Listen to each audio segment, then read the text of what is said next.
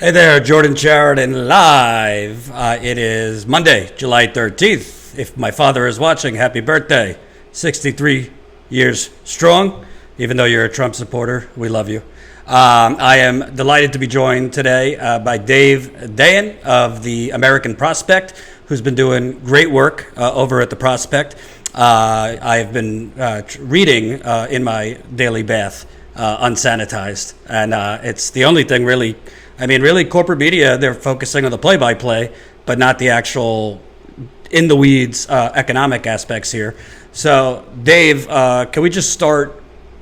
July 26th is my understanding of when the $600 a month unemployment ends. Is that correct? Yeah, that'd be the last week. So really just 2 weeks more of enhanced $600 in people's unemployment checks before it expires under the CARES Act. And it could be catastrophic. I mean, you see 30 million plus people relying on this enhanced unemployment to pay their bills, to pay their mortgage, car payments, whatever, just basic survival. And it's become a large part of our income levels in this country. I mean, if that many people are out of work, so if you cut that to nothing or even to $200 a week instead of $600, that's a significant chunk of income just falling in the drop of a hat. And think about what that means for overall consumer spending and what that would mean for more layoffs, more unemployment. You'd have this vicious cycle created. So I'm extremely concerned about what is going to happen. And the Senate's not even in session this week. So we're going to have 1 week to figure this out. What's incredible to me is basically on paper, the unemployment, the 600 hours a week, you know, for a lot of people, they're making more than they did at work. But you and I were going back and forth earlier. I mean, there's been a lot of problems just getting the unemployment. You know, we don't have numbers, but not everybody has gotten the unemployment that's eligible for it. Then you get to this point where we might have another like debt ceiling showdown with, you know, the countdowns on cable news. Maybe they'll have like a deal on the last day. But if they do it at the deadline, again, people have already had trouble getting the unemployment that are eligible. So wouldn't that just create even further of a delay if they extend the unemployment at a reduced amount? It could. We're finally starting to hear a little bit more in the media about people who have been delayed for weeks and weeks on this unemployment claims processing. There's a big story in the LA Times and a story in the Washington Post in the last 2 days about this. And, you know, you have people waiting 8 weeks, 10 weeks, having to survive on their savings before they get their unemployment checks coming in. And they all are supposed to come in for that back pay, like from the week that they start initiating the claims process. But there's damage in the meantime. I mean, if you don't get it in a certain amount of weeks and you rely on weekly pay to cover your bills, you could lose your car, you could lose your house. All of those things could happen. And I'm worried about if they change the level of this weekly enhancement. Let's say it goes from $600 to $300, and somebody is in the middle waiting to get that check, to get their claim processed. And now the state unemployment systems, which are totally backwards, old technology, some of them use COBOL, which is like a 1950s era programming language. Now they have to figure out, okay, you get 7 weeks at the $600 benefit, and then you get 3 other weeks at the $300 benefit. That sounds easy, but for these computer systems, it's not. And I guarantee you there's going to be problems there, and that will create further confusion, more delays, and it has a real-world effect. Bottom line, I mean, you look at it, all the while, I mean, state to state is different, but the evictions, the moratoriums are starting. It's not like the rent was canceled, so there's back pay owed in most cases. So the Republicans, if they're going to do anything, they want, you know, to cement corporate liability. If workers get sick, they are talking about a, you know, bonus if you come back to work, which goes back to this, like, just to hell with health, you know, rush people back to work and incentivize people. And Democrats, you know, are talking, to me, it seems like they're talking Yeah, the unemployment extension, but a bunch of other things that are not really immediate. So, yeah, The signing, yeah, I mean, the signing bonus is insane to me. Like the idea in the beginning in March, we were paying people not to go to work, and that was like a strategy because the virus was such that we wanted to lock everybody down so we could suppress it. Now we're going to be paying people to go back to work when the virus is at a same level, if not higher, than it was in March. That's absolute insanity, and that's going to create so much more pain than we have right now, both from a public health standpoint and economically. I mean, just in the last couple hours, Gavin Newsom has come out and shut down a lot of indoor activities. It's almost a return to the lockdown in the state of California. And now you're going to have this mechanism where you pay people to go back to work. And when the state health system is telling you you should not go in, I mean, this doesn't make any sense. They don't play together. It's not complementary. And so that's a serious thing that Democrats and Republicans have to think about when they're going to put together this last minute final bill. And I saw Nancy Pelosi Speaker Pelosi on Sunday shows yesterday. You did a great piece last week explaining her rise, and kind of, a lot of people think of her as a San Francisco liberal. Not the case. But I kept hearing her with, I think it was Dana Bash yesterday, saying, well, they prioritize corporations in the first bill, and a lot of they. But, I mean, she signed on to all of this really when she didn't have to. The Democrats had leverage, and she signed on to all of this, but she kept on putting it off on Republicans. What's the fact or fiction? Because it seems like Pelosi has really squandered all her capital. Well, I agree. I mean, this is a bill, when you're talking about the CARES Act, that passed 96-0 in the Senate. It passed unanimously. They didn't even do it was a voice vote. They didn't even do a recorded vote in the House. Pelosi has never said one bad thing about the CARES Act. She's touted the many provisions in it. And now, when it's shown to be inadequate, she's trying to shift blame. We did a piece today about how the way the CARES Act was structured, the fact that it didn't give state and local governments money to cover the revenue shortfalls that they were going to have, led to states and cities prematurely reopening and creating these new surges. We actually got data from a political science professor from Marquette that showed a relationship. If you, as a state, relied more on individual income tax, you were more likely to reopen. And so that's a direct correlation to not having this certainty of state and local fiscal relief. And that was, it was this haphazard bill, the CARES Act, that was kind of thrown together. The pieces didn't fit. It tended to make states and cities more desperate and more likely to reopen. And of course, the matter of the $4.5 trillion Federal Reserve money cannon that was also in the bill, in fact, the largest part of the bill. So the relief that was given to corporations was permanent, and the relief given to individuals was temporary. And now we're seeing the end of that temporary relief, and we're now scrambling again. And hopefully we won't make the exact same mistakes that we made with the first bill in the second. And so, yes, I wrote this thing about it. There was a biography of Nancy Pelosi that came out earlier this year, and it was a review of that book and really a review of Pelosi. And not just her history, but her response in this pandemic and what it says about her leadership. So that's over. And could you kind of explain, because, the unemployment, again, sounds good on its face, but if we keep going, at this deadlines, there's no certainty for people because they're pretty much. Right. Yeah, go ahead. Yeah, absolutely. I mean, and Pelosi had the opportunity to, in her bill, the HEROES Act, or kind of wish list, the left poll in the debate, to create what is called automatic stabilizers. And what that means is you keep the benefit until the crisis is over, and you base it on the unemployment rate. So if unemployment is still over 10%, you're going to keep things the same with the same benefit.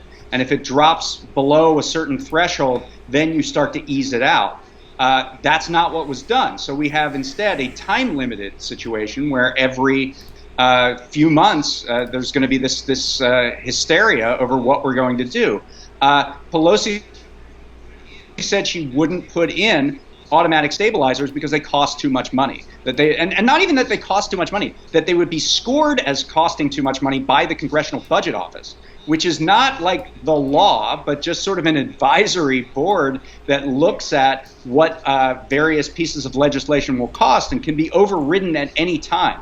But Pelosi, by artificially constraining herself, has created this endless situation of stops and starts and stops and starts, which creates governing in crisis. And governing in crisis in the recent history has led to giant corporate bailouts. It could lead, in this case, to giant corporate liability releases. So it hasn't been a good thing if you're an ordinary individual. And so, you know, I think that is part of the reckoning that we should have around Speaker Pelosi's And can you kind of talk about, it seems like the Republicans now, it wasn't enough to give, $4 to $6 trillion to corporate America. Now they're talking about capital gains cuts. Like, what rationale could they come up with that tax capital gains cuts are going to help the economy? I mean, it just seems like not even subtle highway robbery. Yeah, there's absolutely none. And you know, there were a bunch of tax breaks for the rich already in the CARES Act, in the first bill. There were things on carry forward loss depreciation and really obscure, dumb-sounding things that you don't have to know what they're about, except that they give hundreds of billions of dollars to rich people. So that was already in the first bill. Now we're going to have a second bill where we want to do the same thing, another bite at the apple. Capital gains, as we know, are going like gangbusters. So when the Federal Reserve stepped in and said, we're going to take control of the stock market and nobody's going to have to worry, the stock market went from, I believe it was at 18,000 on March 23rd, and it's at 26,000 today. So that's a lot of capital gains, right? And all of that, if you sell your stock, would have to be paid for in taxes. So this is, you created the run, you created the bubble, and now you're going to get investors off the hook from having to pay their fair share of the bubble to the government under federal law. So there's just a whole lot of craziness going on there.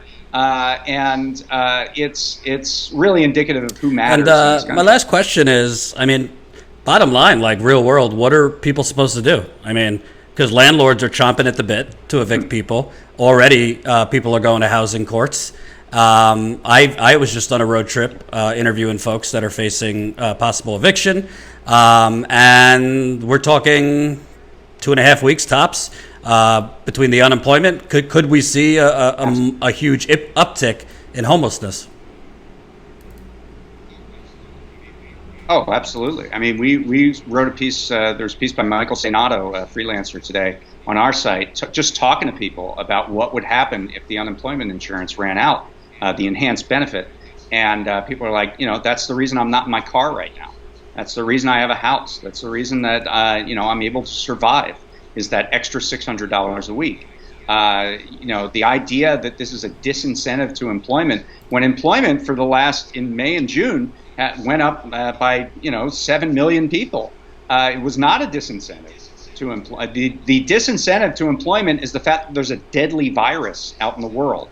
That's the disincentive to employment, not the extra $600 a week that you're giving to people in the hopes that they can survive until we get our heads together and actually try to stop this virus. So it is a very tragic situation that we are on the precipice of. And the fact that the Senate is out this week, the lack of seriousness at this absolute crisis that we're staring down is really shameful. And to the extent that people need to speak up about this, people were out in the streets over racial justice. This is about economic justice. It affects a lot of the same people. I don't think there's anything more important to be out in the streets about in the near term than this right now, which all plays together. Racial and economic justice are completely intertwined. Dave Dayen, American Prospect, doing great stuff. Thanks for joining me. Bye-bye. All right. Thank you, Jordan. So, just for your information, I don't know what the hell was going on during that interview, because it was not me changing the frame over and over. It just kept on all of a sudden shrinking and starting. So I'll talk to Colin and figure it out so that doesn't happen again, because boy, was that annoying. But hopefully you could hear him well, because basically what Dave was showing was we're in a hell of a pickle here. And from the sounds of President Trump and the things he was saying today, and the sounds of the Republicans, sorry that I ended abruptly. It was just the moving around of the frame was going all over the place, so I figured I'd end it. We'll fix it on when we post it later, so you won't have him moving all over the place. But yeah, I wasn't fixing it. That was very distracting. I agree. We're still getting the tech handled here, because for you status quo OGers, this is I've had this laptop for like less than a month, so we're able to do live interviews now. That hasn't happened before. Actually, it happened one other time, so I'm not quite sure why the frame wasn't staying. Originally, I had the frame right, and then it was out of control. So I'll talk to Colin after this. But the bottom line is July 26th, the $600 expires. And imagine for the people that haven't even been able to get the unemployment. I mean, I've been seeing on Reddit, on Twitter, on other places, threads. I mean, people are waiting or have called unemployment thousands of times, literally called the number to unemployment thousands of times. Still not been able to get through. And now it's going to expire. I mean, basically, I think the best you might get is the unemployment extended, I don't know, maybe knocked down from $600 to $200, which is not enough. So whatever your state unemployment is, add an extra $200 to that. That's not enough. I don't see them doing a national continuation of the rent moratorium, because the landlords, the real estate companies, are top donors to all of these politicians, and they're tired of, moratoriums. They want to get paid. And of course, this is the economic Hunger Games, so they will get paid. We've had a 3 or 4 month moratorium. I just don't. The Republicans have no reason to give that to Speaker Pelosi, and frankly, Speaker Pelosi is just as bought off by the landlords too. So I don't see it. I don't see that happening at all. Brian Frederick, $1.99. Senate on recess during a crisis is a disgrace. Completely agree. It is ridiculous. Paul makes a good point. Can't strike if we're all unemployed. Correct. Also, kind of hard to strike. I mean, just look at California. I think Arizona, Florida, other states are soon to follow. He mentioned it, but California Governor Gavin Newsom, this is the closest to another statewide lockdown. Just announced closing restaurants, wineries, movie theaters, family entertainment, zoos, museums, card rooms. Bars must close all operations. That's in California. I think in Florida, Ron DeSantis should resign. He's a disaster. He's a Trump mini-me. But, Disney World is reopening. Is Mickey and Minnie smoking some doobies? What's going on here? I'm okay with doobies. How are you reopening Disney World at the height of a pandemic? Just yesterday, Florida reported 15,000 new cases. 15,000 new cases. It's a single-day record, any state. New York just had the first day with no death. But again, Governor Cuomo, who, frankly, the media has propped up as some hero, he's not. We've had 32,000 people die in New York that didn't have to die. He sent recovering patients back to nursing homes, which killed thousands and thousands of people. He said expect the numbers to go up. In New York, which for the first time had no deaths. It's just crazy. And by the way, 250 people watching. Press that like button, thumbs up button right under the live stream. Again, sorry that the framing was all over the place. We'll fix it after the fact. Disney World in Florida. Disneyland in California also opening. I didn't hear about Disneyland, but Disney World in Florida is open. By the way, I want to tell you a traumatic story from my youth. If you'll trouble me for a second. What is the word? If you'll humor me for a second. I was at Disney World. This is my white privilege speaking. I think I was 5th grade maybe, and I had the book. You know the book to get autographs from all the characters. So I was waiting online, I think, with my mother, and I was like the second to last one to get to the front. It was Daffy Duck, I think, signing autographs, and they abruptly ended the line, leaving me holding my book and pen with no autograph. Can you imagine how traumatic that is? I mean, compared to other people, I didn't have it so bad. A lot of people never visited Disney World, but just letting you know, that was very traumatic. That I waited in line for an hour and they left without giving me a Daffy Duck autograph. Thank you, Swirly Swirl, $20 in the super chat. I've been putting my stuff on a monument in a roundabout for over a month. On Thursday, a cop impeded traffic to tell me to remove my stuff with no law as to why. Only explanation was it was not my property. It's public property. The police are out of control, Swirly Swirl. Out of control. Every day. I mean, every day. I keep looking on Twitter. It's another, there was just in Allentown, Pennsylvania, which we just went to, by the way, as part of our reporting trip. A police officer had his knee, again, very George Floyd-esque, in a black man's neck. So there's now protests in Allentown, Pennsylvania. Jameson Doan, $5. Pelosi isn't bought by corporation landlords. She is one herself. That's a good point, but she's also bought. She's also bought. You got shafted by Walt Disney's ghost. Yes, an anti-Semite, might I say. Oh, Jordan, I feel so bad. Not. Oh, it's true. It's true. By the way, get to this. Just to show you the problems with unemployment, you know, we're hoping that they extend the unemployment at a decent amount, but just look at these numbers. 13% of claims unprocessed in Wisconsin, 15% in Pennsylvania in mid-June, Oklahoma, 350,000 claims denied, Nevada, only 74% filed by June 19th. And I actually reached out, I saw someone on Twitter earlier post, she changed jobs, a young African-American woman, she changed jobs. That's not as bad as Michael Tracy trying to get Ann Coulter's autograph. Oh my God, Mike. I'm sorry to get off topic here, but you should really Google Michael Tracy and Ann Coulter. It will delight you. It will delight you. And probably explains a lot about Michael Tracy, but I digress. A woman was tweeting earlier, she got fired from her job basically for having COVID symptoms and not being able to work. And now they're fighting her for her unemployment. Can you believe that? They fire her because she won't come into work because she has COVID symptoms. And now they are basically fighting her for the unemployment, saying she quit. I wonder how much that's happening around the country. I mean, it's just unbelievable. Unbelievable. And to tell you the truth,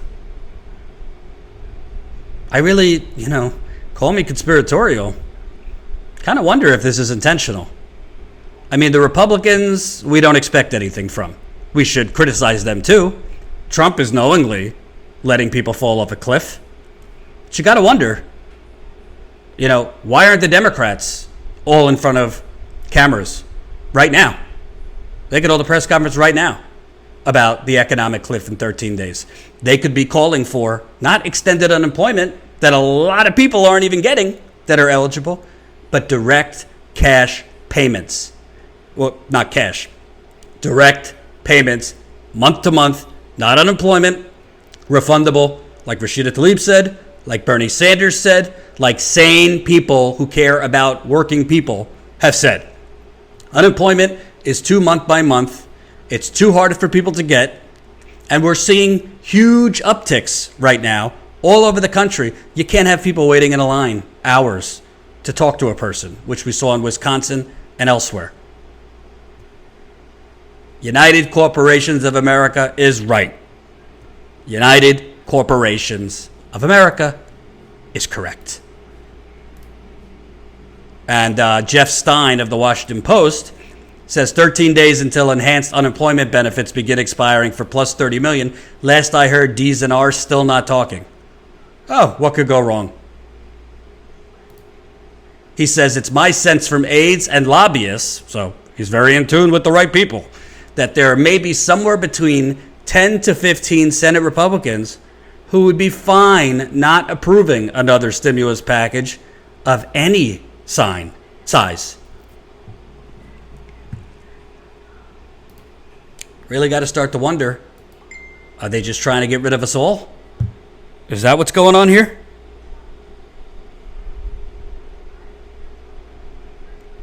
No further? No further? I mean, how many senators are there? 100? It's outrageous. Absolutely outrageous. Chris, Jordan, and team, you guys are great. Much love from across the river. Feel free to leave your super chat. By the way, we're coming up with ideas to regrow our membership. We've lost quite a lot of members. So if you're not a member yet, sign up. $5 a month. Statuscoup.com/join. Sign up as a member for as low as $5 a month. Makes a huge, huge difference for us growing. So, what do you think? I mean, are you in a pickle, for those of you watching? Anybody here facing eviction? Anybody here don't know what the hell they're going to do once that unemployment extends? Drop it in the super chat. I'll read your comment, question, concern. We'll talk. I mean, it's just, honestly, you know what could solve a lot of these problems right now? Medicare for all and some type of UBI. Because, by the way, these people that are unemployed, we're also forgetting, they don't have health care. So as the cases are going up in Arizona, in Texas, in Florida, in Louisiana, I mean, let me find the New York Times. It's just crazy, this map. Look how many states coronavirus cases are increasing. And let's be clear, this is Donald Trump. He's the president. He's responsible. Florida, Texas, California, Arizona, Georgia, North Carolina, South Carolina, Louisiana, Tennessee, Alabama, Ohio, Illinois, Nevada, Mississippi, Pennsylvania, Wisconsin, Virginia, Washington, Utah, Missouri, Oklahoma, Michigan, Iowa, Indiana, Minnesota, Maryland, Idaho, Kansas, Colorado, Kentucky, Oregon, New Mexico, Puerto Rico, Nebraska, Delaware, West Virginia, Montana, North Dakota, Alaska, D.C., Hawaii, U.S. Virgin Islands. 2 states. 2 states. They are decreasing. And now we have the deaths. Total deaths. I mean, it's just unbelievable. This is literally like being on the Titanic with the iceberg right in front of you, and the boat captains are doing, shotgunning beers and fucking around as everybody's screaming for them to steer the other way. It's unbelievable.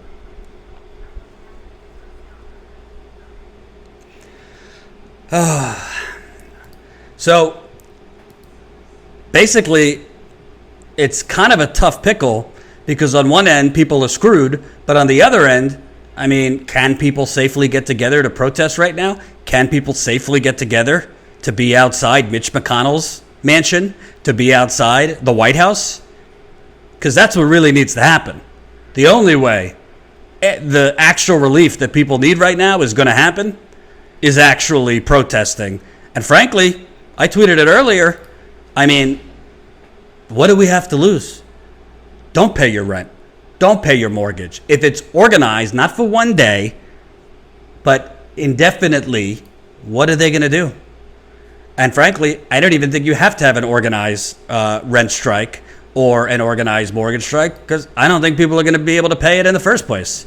Chris Richards, $20. Jordan, asterisk. George Allen, $10. Thanks, Jordan and Jen, for this great reporting. Thank you. Brian Frederick, our leaders don't care about the American people. This is true. This is true. It's just crazy. And let's see who's actually, this came out finally. Look at the disproportionate Latinos. 73, I think, is that percentage or? Oh, the New York Times got this from the CDC. 73 Latinos per 10,000 are testing positive, followed by black people at 62 and white people down at 23.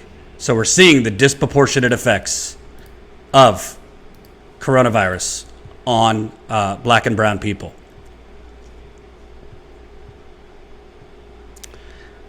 And by the way, while we're waiting for Nancy Pelosi and Joe Biden to have a little courage, this is from an NBA coach, a white guy who coached in the NBA, Stan Van Gundy.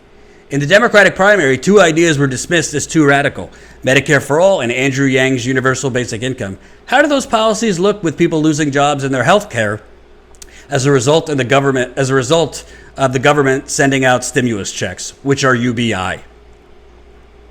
So it seems everybody but Nancy Pelosi, Joe Biden, and the rest of the corrupt gang are starting to get, you can't leave people to die. Expanding Obamacare is not an answer. It's crazy. Absolutely crazy.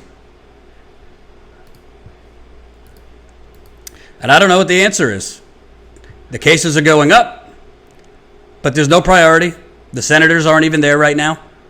And you want to know something? If they have one of these, last second deadline type of deals, that's going to delay things further. And frankly, if you extend unemployment down from $600 to $200, that's going to mean millions of people can't afford their rent, can't afford their bills, are going to default on whatever loans they have to pay back. Also, we gave corporations trillions of dollars, with the Republicans now wanting capital gains cuts. Capital gains, the taxes that rich people already don't pay on their stock trades, that's their answer for the coronavirus. Cut capital gains taxes. Thank you, Jacqueline DeBlue, 100 pounds from across the pond. You poor thing, Jordan. I can't imagine the trauma. Disneyland was my only Disney experience as a 20-year-old au pair in California. Anyway, I still can't believe that American workers only got one measly stimulus check for a paltry amount, too. The American dream, eh? It is the American nightmare now. And yes, nobody needs a violin for me. It was traumatic at the time as a child, but I've gotten over it. Thanks to years of therapy. But thank you, Isabel, for the continued support. Brian Frederick, $1.99. Pelosi must go is trending on Twitter last night. That is correct. I'll be interviewing Shahid Buttar this week. We got 300 people watching. 184 of you have pressed that like button. So I need another 100 of you. Please, please, please press that like button. If you can, remember, we got to grow back our members. We've lost a good amount of members because of these tough times. People cutting their memberships because they can't, they've been laid off or whatever. So we're trying to grow back our membership. You could help us do it. statuscoup.com/join. And Jane Elliott just made the point, not only have millions of people not been able to get the unemployment that they're technically eligible for, a whole lot of people didn't get that measly $1,200 check. So a lot of people, when I say, we're facing a cliff, well, a lot of people already fell off that cliff because they didn't get the unemployment. They're not getting the unemployment or the $1,200 check. And you want to know something? I don't want to hear one more person say how we're going to pay for it. This is America, not Denmark. Europe's not having these problems. Europe is not having these problems because they've done the sensible thing. They're paying the payrolls. The government is covering payrolls. So people don't have to go on unemployment. And they could actually just fix the economy by, I know this is radical, stopping the virus. They focused on stopping the virus. But because we live in the United Corporations of America, the first focus was, how do we reopen states? Lickety split. You had Governor Greg Abbott in Texas reopened the economy way too quick before all those guidelines were satisfied. Whereas in Italy and China and other countries, you know what they did? They shut the fucking country down for a few weeks. It sucked for everybody, and the cases went down dramatically. And even when they're spiking up, they're not spiking up at the numbers we did. But we can't do that here, because don't tread on me. I don't want to wear a mask, and I have a right to act like an idiot. And now, you know what? I'm going to show you this. Hold on, let me find it.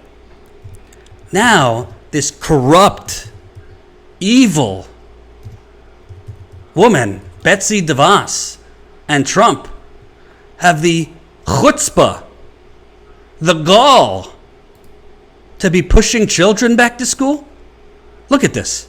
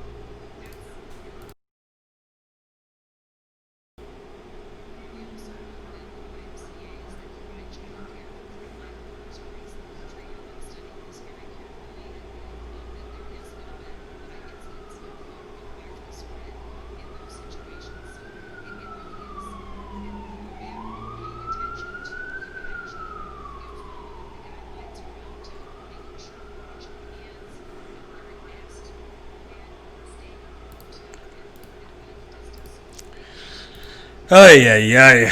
This audio on this new computer. All right. For some reason now, my computer... Let me see if I can fix this. Oh, God, it never ends. Hold on. You know, doing the things that are common sense approaches to ensuring that kids... COVID-19. If children meet in groups, it can put everyone at risk. Children can pass this virus onto others who have an increased risk of severe illness from COVID-19. That's your own federal government's guidelines. And we also know that the YMCAs that provide child care for frontline workers across the country have been studying this very carefully, and that there has not been high incidence of viral spread in those situations. So it really is a matter of paying attention to good hygiene, following the guidelines around making sure we're washing hands, wearing masks when appropriate, staying apart at a bit of a distance socially, and doing the things that are common sense approaches to ensuring that kids can go back to the classroom and can go back to learning. So there are a lot of things to unpack there. First of all, you're talking about YMCAs. I mean, that's great news, but I'm asking you about your own federal government's guidelines, the CDC guidelines. And what the CDC has said is that if children meet in groups, it can put everyone at risk. Well, the CDC has also been very clear to say they never recommended schools close down in the first place, and they are very much of the posture that kids need to be back in school for a multitude of reasons. The American Academy of Pediatrics has said the same thing. Kids need to be in school. They need to be learning. They need to be moving ahead, and we cannot be paralyzed and not allow that or not be intent on that happening. So you're right.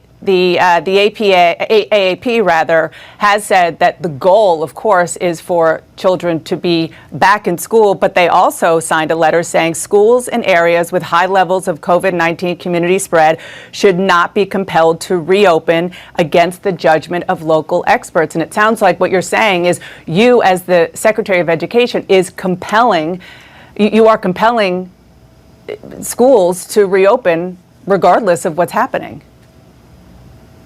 No, what we're saying is that kids need to be back in school and that school leaders across the country need to be making plans to do just that. There's going to be the exception to the rule, but the rule should be that kids go back to school this fall. And where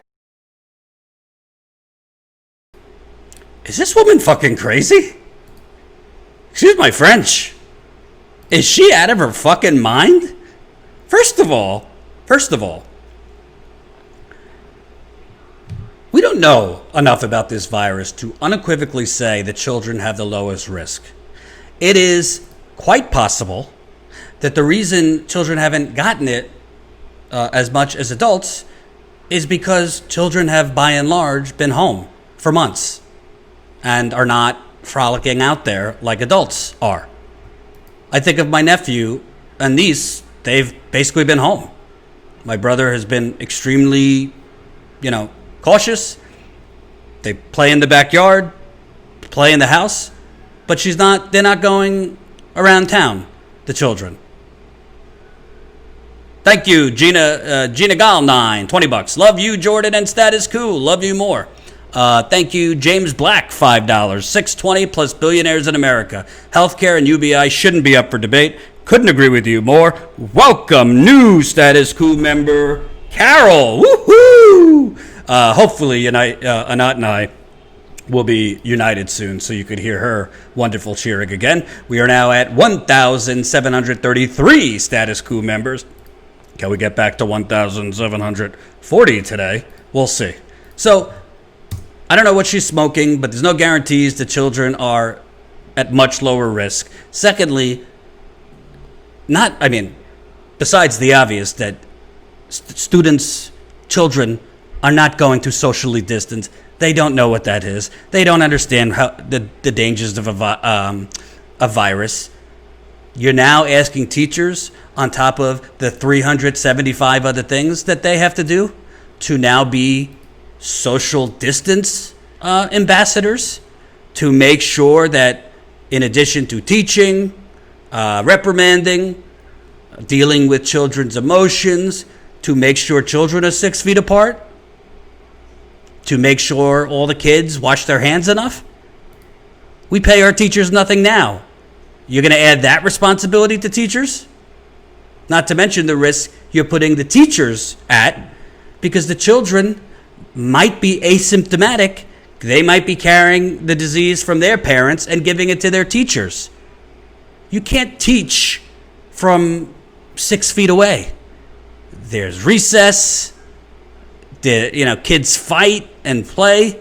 It's outrageous. And I understand it. I don't have kids, but I understand the toll. I see it in my brother of having children home all day. It's not that you don't love your kids, but it's hard when you're working at home and dealing with children. And I understand for children's growth, it's better for them to be in school, but not at the risk of them getting sick or them contracting it. Maybe they could contract it and not have symptoms as bad as adults, but then pass it on. The solution here is not to rush children back to schools. It's to kill the virus.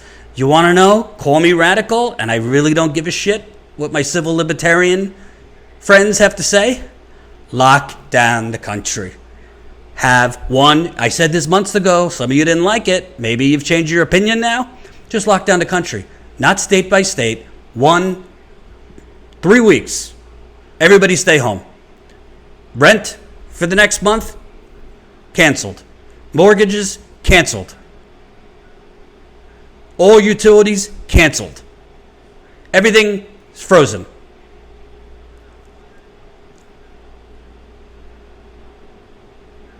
Only, food delivery people. Other than that, stay in your home for 3 weeks. The virus would dramatically go down. That's what we should have done from the beginning. That's what Italy did. And that's what we should do.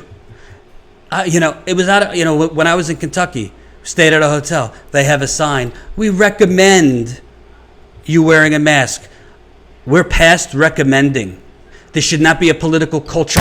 Woo! Oh, shit. Hold on.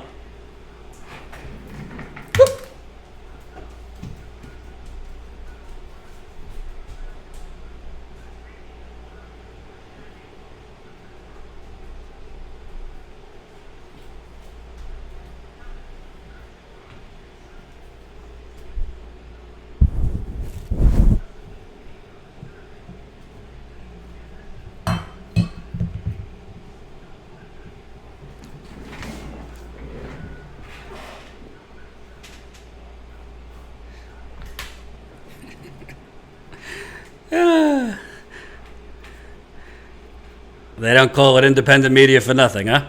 There goes my water and probably my wireless keyboard. Can you hear me? Hopefully you can hear me. We're going to be doing this for the next year. Start, stop, places reopening, places shutting down. We just need to shut things down. I know it's summer. I know people don't want to be inside, but it's crazy what's going on. And it's not going to get any better unless you do the best thing. Huge spill is right. Thank God not on my new computer. Just my wireless keyboard. And yeah, this is your towel.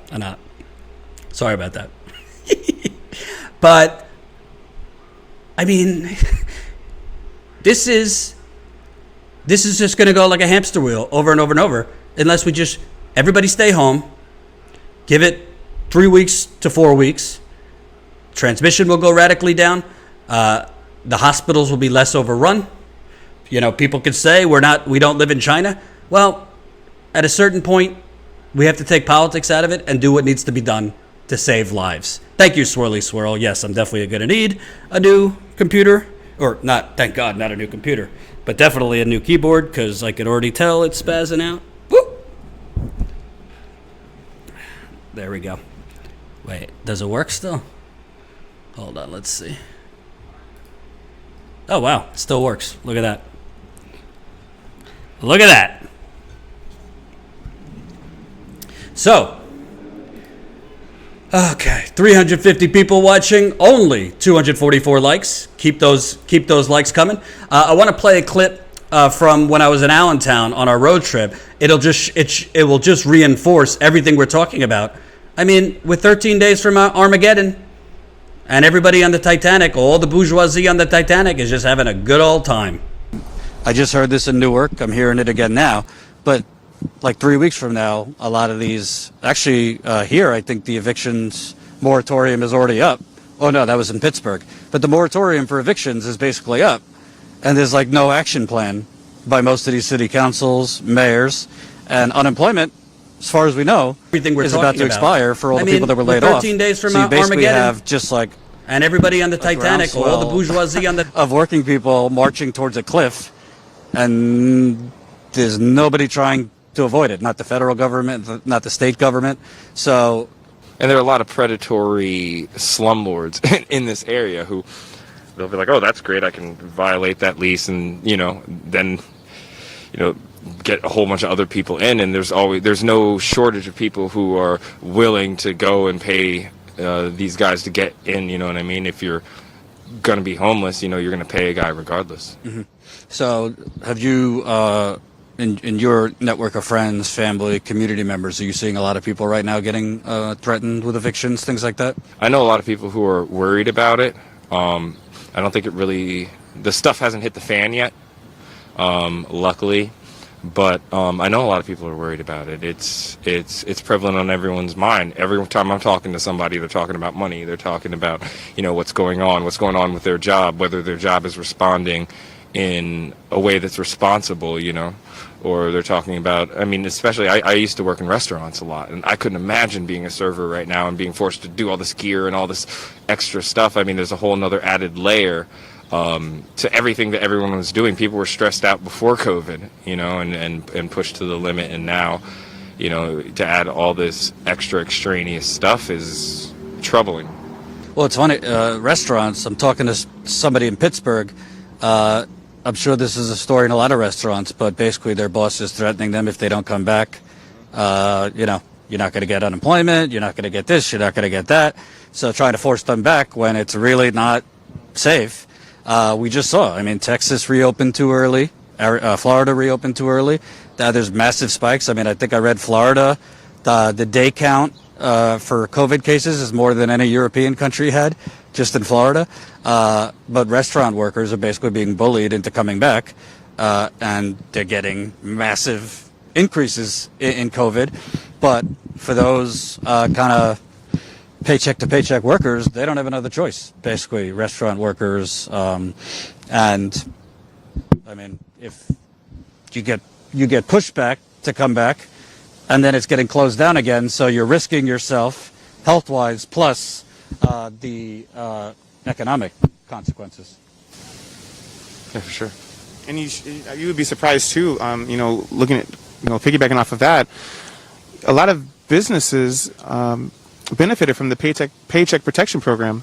So I'm even curious to, especially with the restaurant owners with threatening, I'm pretty sure it's going on, they're already receiving, grants and funding from the Small Business Administration through the government for this, and they're still probably forcing employees out. It's likely that they're doing that, and it just goes to show you that at the bottom of the totem pole here is just us regular people who are really struggling and trying to make sure that we can put food on the table, that our kids are going to be okay and can eat, that they're safe, and that we're going to have a roof over our head. What do you think on the local level? What could people do? Because basically you're facing economic Armageddon in 3 weeks. Like Arthur was saying, especially it needs to start at the local level, because the trickle-down effect from the federal government is not going to do it for us. I think it's really important, especially with us in our collective and the grassroots movement that we've been doing. There's been a lot of momentum behind the Black Lives Matter movement, because it's like, okay, enough is enough, right? And I feel like, in a sense, especially here in our city, and it's catching on, is that we're putting local politicians on notice, right? So we are, like, when we're saying we're organizing, like, we have a collective here in Allentown, and it's a really strong movement that we have momentum. And a lot of it is education and empowering ourselves and empowering our people. And when we say, like, our people that look like me and Arthur, people that are poor and white in Allentown, Bethlehem, Easton, because that's, the moneyed people are not worried about them either, regardless of, if they're white or not. But So that was in Allentown, Pennsylvania. And by the way, I was there, part of my road trip. Look what just happened there.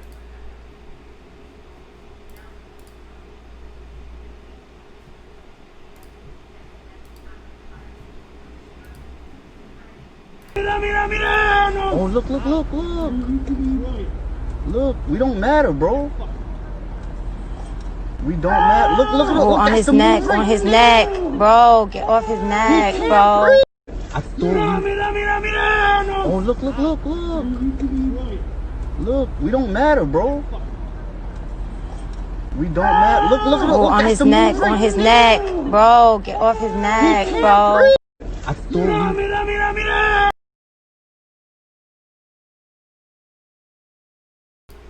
A police officer's not paying attention? Am I living in the Twilight Zone? Did they not just see protests all over the country for exactly that, among other things? It's crazy. Absolutely crazy. That's in Allentown, Pennsylvania. I might have to go back there. That was Allentown, Pennsylvania, to the person who asked. I want to show you another clip because, the Rust Belt has been absolutely devastated already before coronavirus.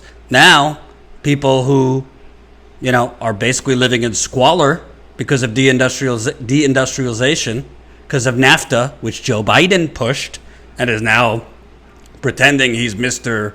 Bring Manufacturing Back. Trump pretended he was going to do it. He didn't mean it. The Rust Belt, in addition to other places of the country, are going to be devastated as well. This is part of my interview with Akron, Ohio City Councilwoman Tara Samples.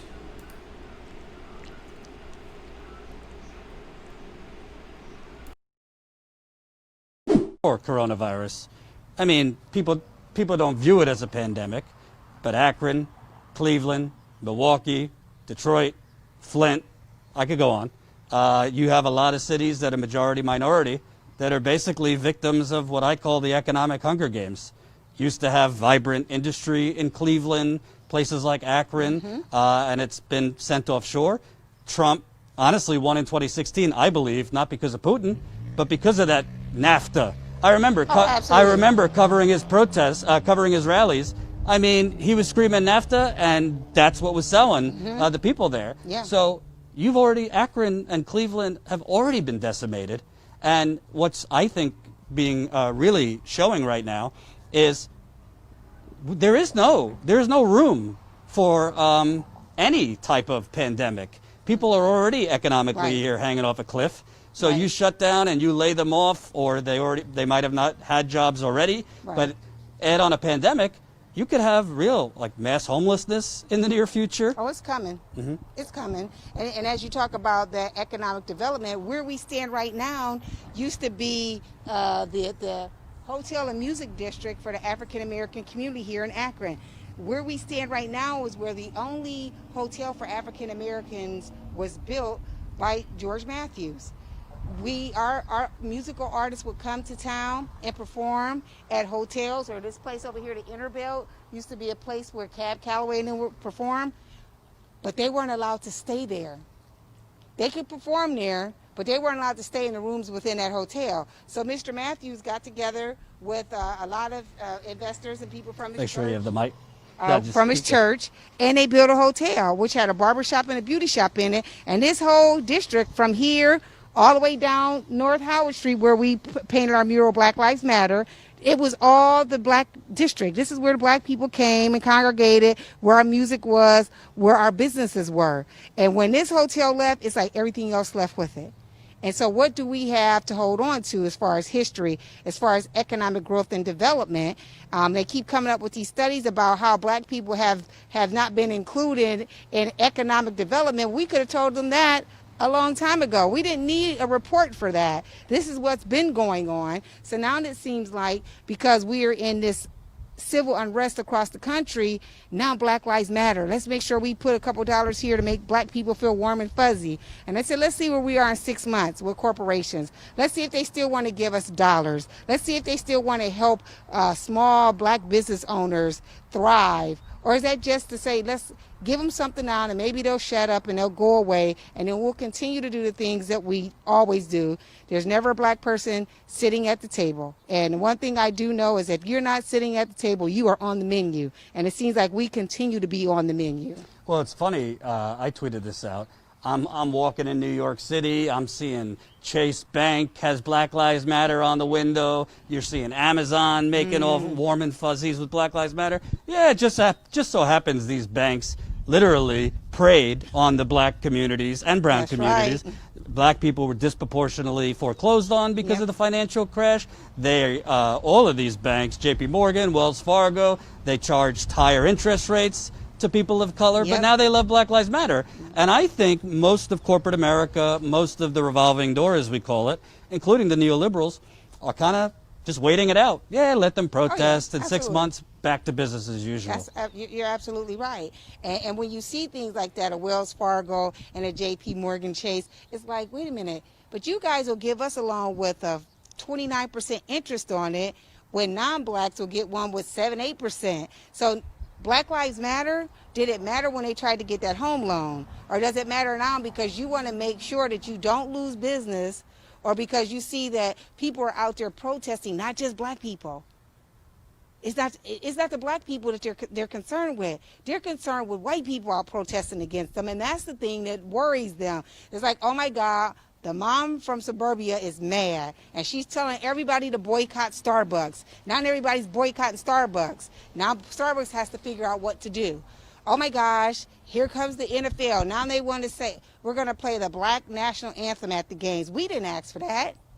How about you guys just publicly apologize to Colin Kaepernick? Let's start there. We don't care about you playing our anthem first, because now you're starting to perpetuate us as if, it's condescending to us as black people. Well, hell, after Baker Mayfield's year last year, how about Colin Kaepernick get a tryout for the Cleveland Browns, for the Cincinnati Bengals? I mean, and even here in Cleveland, there were people who, even some of these progressives, were saying they weren't going to go to the Browns games because some of the players said they would kneel. Well, now Baker Mayfield is saying he's going to take a knee at all of the games. Now I don't see those same people who are mad when people were trying to support Colin Kaepernick. Now it's okay, because now today, not last year, Black Lives Matter today, because now y'all head quarterback is saying he's going to take a knee. But where were y'all at when they blackballed this man? When he was speaking to the very same things that black and white and brown people are protesting about. And that's concerning to me, because, if you look at my tweets, I've said, let's check back in 6 months and see how they really feel about us. Let's check back in 6 months, because to them, it's sort of kind of like crumbs on the table. You give them a couple crumbs and then they'll shut up. Give them a couple dollars and they'll really shut up. And we give somebody a couple dollars, now they feel like that we care about you, but they don't. They care about the bottom dollar of their businesses, of their companies that are being vastly affected by what is going on here in this country. And I'm hoping that black people actually see that there is power in unity and in our dollar. Because when we're up there telling people not to go to certain places, or calling the Karens out, I call them the Karens and the Daves, when you call them out, things are starting to happen. But we got to keep that going, or they'll continue to do the same things that they've been doing for the last 400 years. Hope you enjoyed that last video. Hop on over to statuscoup.com, where you can sign up for our email list and become a member for as low as $5 to $10 a month. Membership is how we grow. That's statuscoup.com/join. And remember, join our email list so we can grow the revolution with you.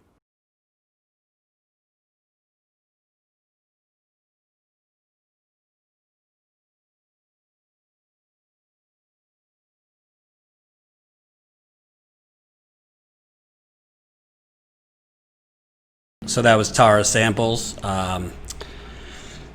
For you Glee viewers, I was just a little distracted.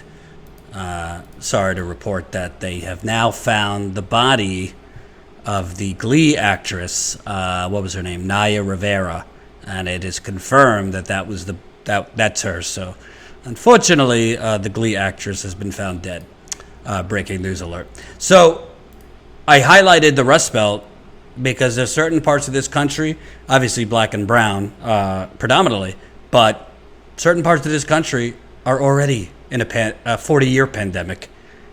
And now, in 13 days, they are further screwed. Republicans, maybe we'll continue the unemployment, lower it for $200. What happens in 13 days? July 26th is the expiration of the extended $600 unemployment, which people have been using to stay in their homes and stay afloat. Also, at the same time, you have the moratoriums on rent expiring in many, many states. So you have this double whammy punch that nothing's being done about. And they will do something at the last minute. It's an election year. They'll extend the unemployment, lower it from 600 probably to 200, 250. Maybe they'll do another check. But that's, again, we can't keep operating treading water. People can't live treading water. People can't live with, 4-week extensions. No. If businesses need certainty to succeed, we always hear, well, businesses need certainty. Well, human beings need some certainty too. They didn't cause the coronavirus. They didn't fuck it up like Trump. They didn't fuck it up, the response, like Greg Abbott, like Ron DeSantis, like Andrew Cuomo. So, and by the way, why is Congress even allowed right now? to be home? Why is the Senate even out of session? There is a public health crisis and an economic crisis. I'll tell you what, they are very lucky that there is a pandemic, because I think once conditions get better, you are going to see, if you thought the Black Lives Matter protests of recent months had a lot of people out on the streets, you ain't seen nothing yet till the economic protests come. Hopefully in the form of a general strike, if we're lucky. Welcome new Status Quo member Christopher just signed up. Woo-hoo! We are now at 1,734 Status Quo members. Keep it coming. Statusquo.com/join. Me and Jen were talking. We're trying to find out something to pump some life into the membership, get people back on board. So stay tuned for that. But, you know, it's just not a pretty picture. And what frustrates me as a journalist, I was just out interviewing people who are very close to that cliff. And Trump is acting like, you know, it's times are wonderful. Yeah, we have flares here and there, but everything's good. The stock market is good. He's living in an alternate reality.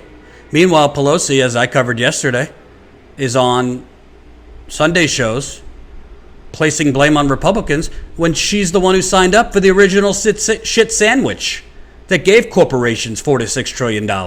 She's the one that signed up to unemployment expansion expiring in 3 months. I mean, in fairness, maybe she thought conditions would be better, but why would you agree to just unemployment for 3 months?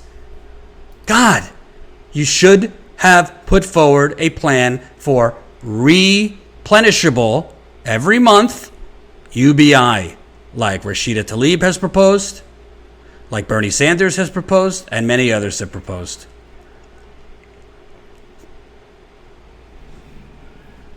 It's just outrageous.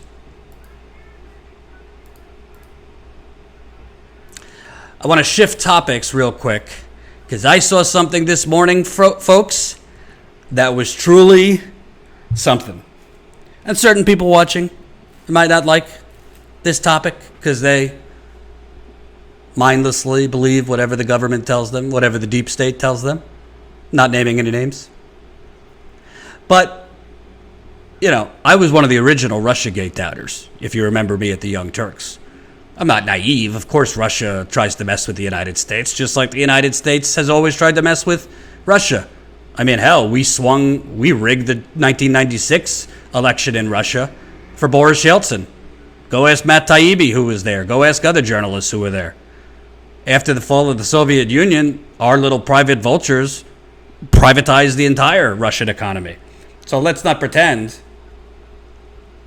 you know, we're so innocent here. Thank you, Jacqueline DeBlue, another 20 pounds. Should I sign up my daughter as a member? I wonder. Obviously, my cat had to come first. I would go with your cat, followed by your daughter. But either way, membership is how we grow. Thank you, Jacqueline, for your continued support. So I was one of the original RussiaGate critics. I thought it was bullshit. Yeah, fake Facebook pages and stuff like that. You know, it didn't sway the election. And secondly, I said, I don't care what you say. I don't see any proof, forensic proof, that Russia hacked the DNC. And what do you know? Came out a few weeks ago. The CEO of CrowdStrike, who was the third-party cybersecurity firm, said under oath, yeah, we didn't actually have any proof of the data actually leaving the DNC. Russia tried, but we don't have conclusive evidence that they actually took the data. Oh, really? So we've been going through this cyber Cold War espionage thriller for 4 years with no conclusive evidence? Gee whiz. But this headline today really was just something else. U.S. officials say intel on Russian bounties was less than conclusive, but that misses the big picture. But the debate over that narrow issue obscures a larger consensus. U.S. intel agencies have long assessed that Russia backs our enemies in Afghanistan. Oh my God. I don't even know where to start. I don't even know where to start. So, the New York Times mindlessly regurgitated unnamed spooks from the CIA or whichever department that said Russia has been paying the Taliban bounties to kill U.S. soldiers. Those spooks probably provided no evidence of such, and the New York Times just regurgitated it, and then the Washington Post and the CNN rushed to say, well, we've confirmed this on our end by just talking to the same unnamed spooks. But now, me, Glenn Greenwald, Aaron Mate, all the usual, we're saying this reeks of bullshit. Now they're saying, here's more agencies are saying, we don't actually have any evidence of this. It's not really conclusive. We just kind of, there's some tea leaves, this and that. But regardless, who really cares? You're missing the big picture if you're focused on the bounties. Wait a minute. Wasn't the big picture that Russia was paying or incentivizing Taliban with money per U.S. soldier they killed? What's bigger than that? You told us that was true. Now you're saying, well, there's no conclusive evidence of such, but that's neither here or there. It's really neither here or there. Let's not focus on, and I quote, that narrow issue.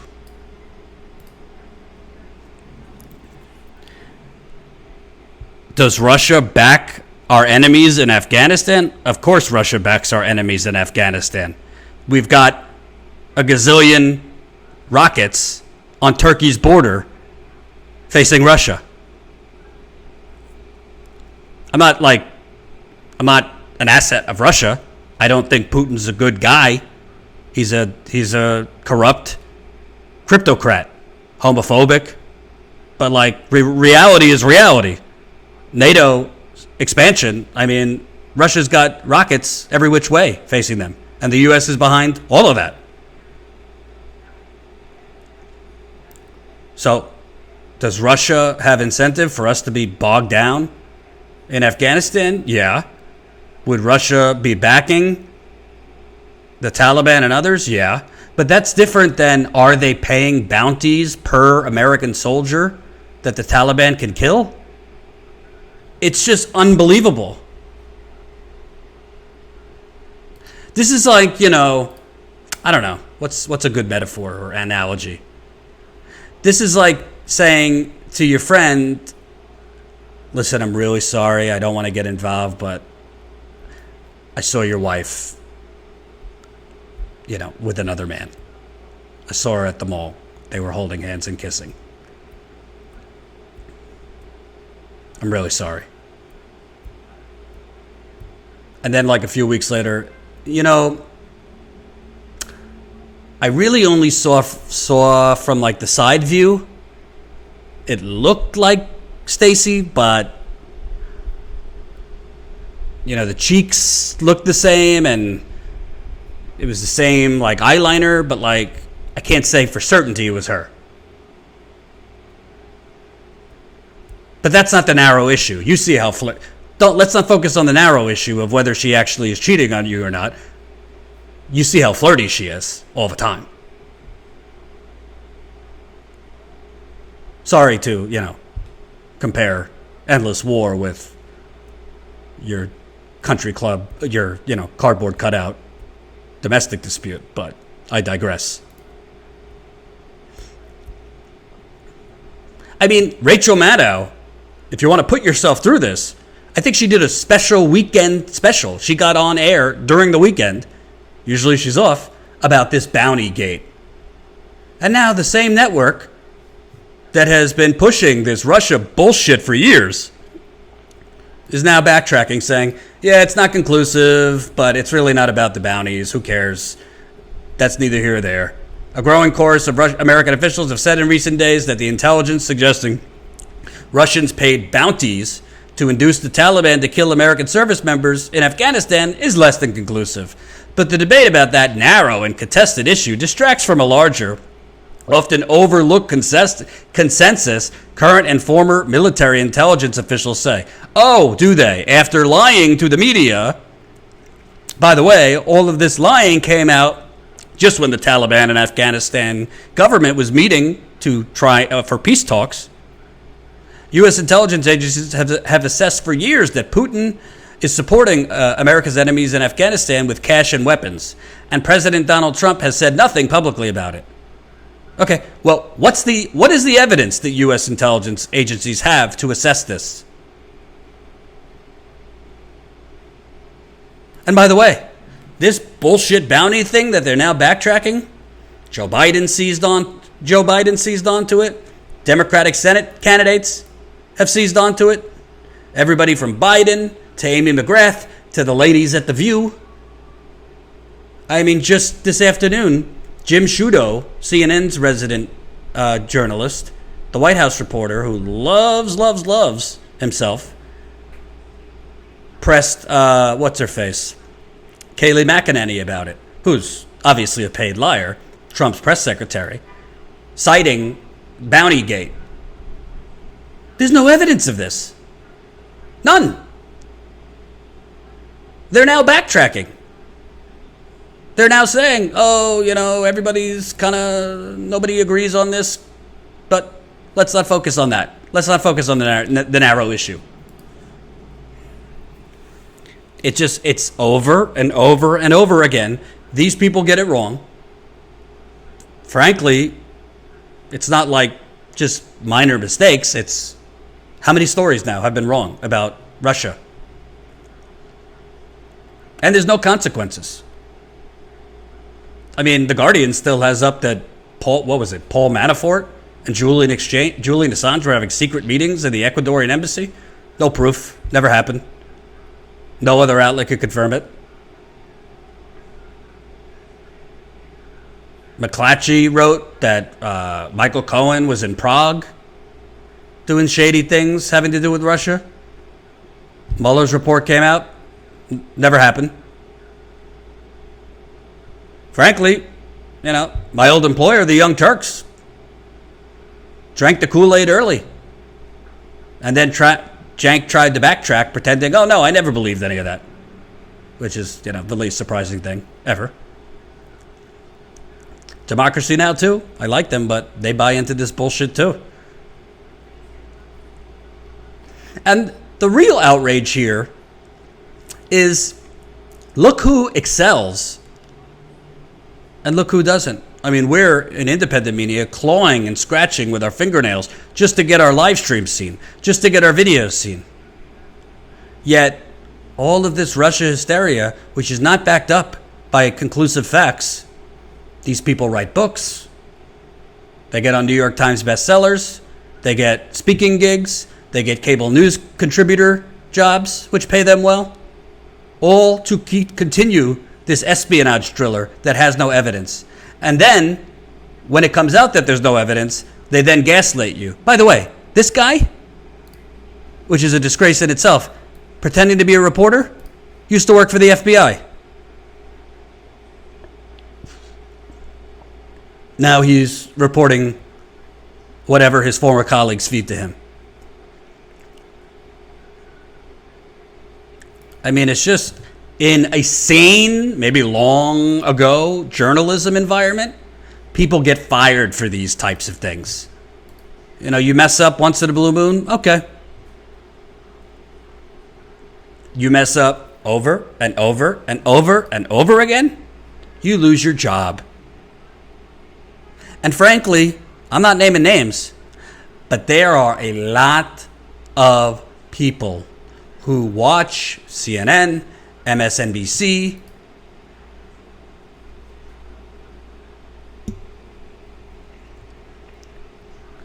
and they buy this stuff, and they think Russia is the reason Trump got into office. They think if Trump is removed, everything will be fine. I'm not defending Trump. He's awful, obviously. But they have no comprehension of the fact that so many Americans in the deindustrialized Midwest and other parts of the country could be so disillusioned by what they think is effective government that they have been brainwashed to think it was Russia. And Russia is our biggest enemy, not the corporations that have bought off the government and gotten $4 to $6 trillion in goodies during a pandemic. Not them. Not the lobbyists. Not the banks. Not the oil companies. By the way, huge New York Times story I'll cover another day, that all these oil companies are going bankrupt now, and their wells, their fracking wells, are just being left with methane leaking out into the air. No big deal. Oil companies going belly up after giving their executives huge tens of millions of dollar bonuses. They're going bankrupt and leaving their oil wells and fracking wells to leak methane into the air. No problem. Just another day at the United Corporations of America.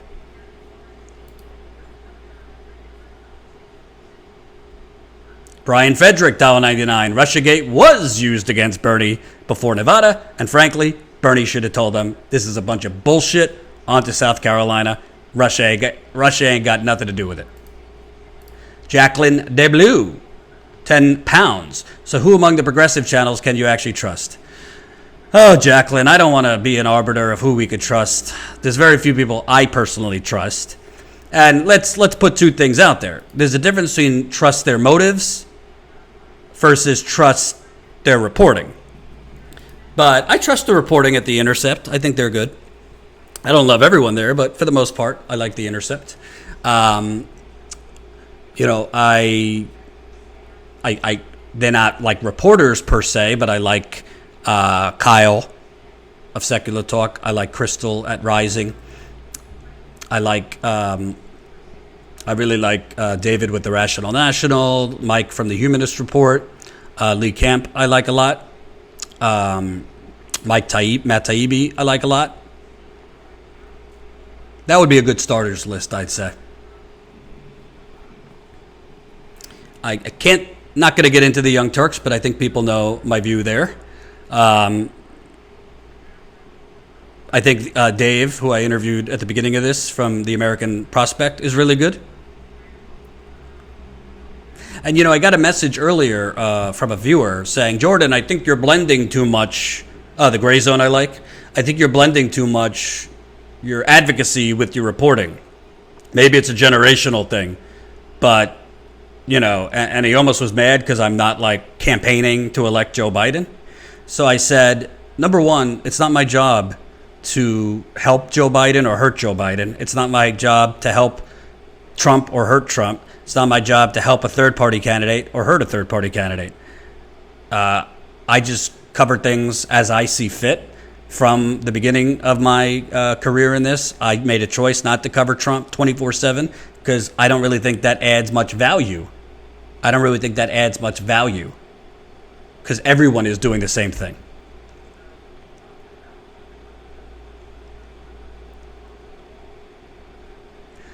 Brian, I can't lie. I haven't watched Emma in quite a bit, so can't really comment on that because I haven't seen her work in a while.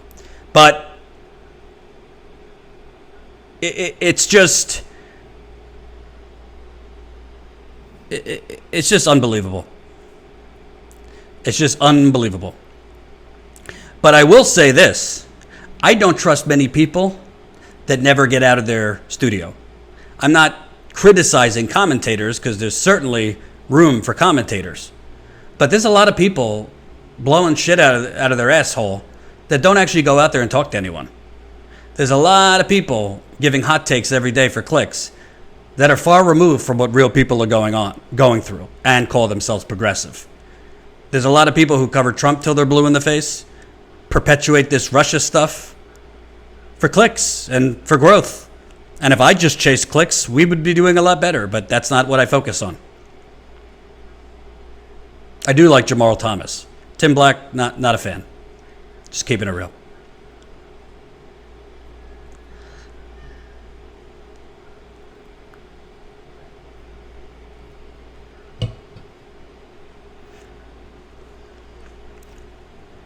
but there are very few people actually out in the country getting a pulse and giving a microphone to people.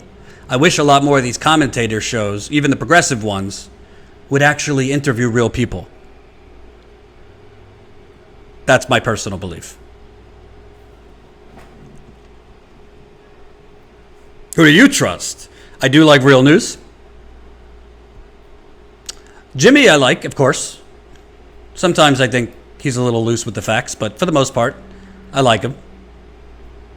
I think he's a little extreme when it comes to Bernie, but I've told him that already.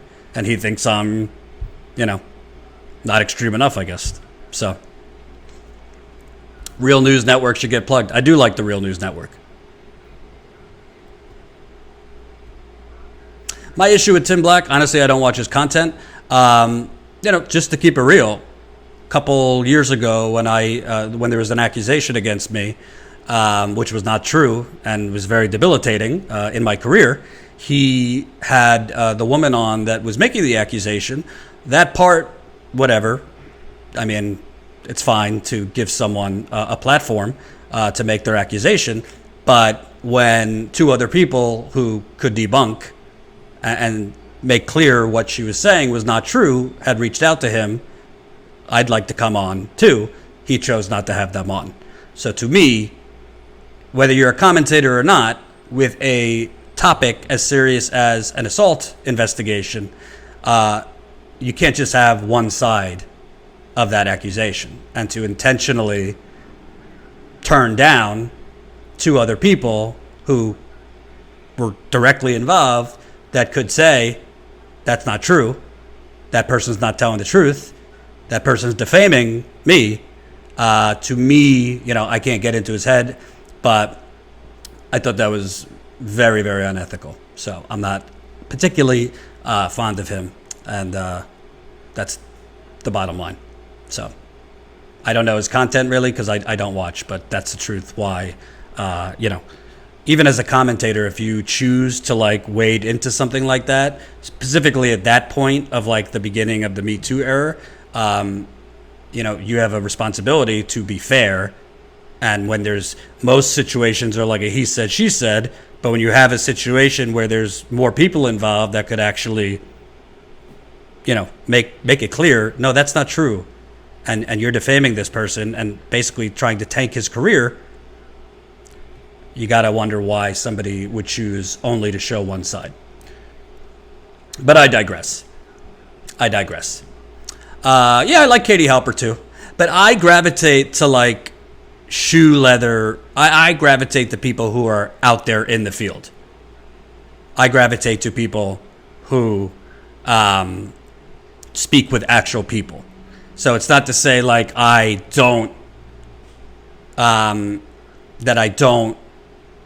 I'm not discrediting commentators, but I do think that people that actually get out there in the trenches, to me, as a viewer, I would listen to them first on what's actually happening in the country rather than people who sit in the studio and pontificate. So, Brian, $1.99. Thoughts on Nathan Robinson's attack on Rising?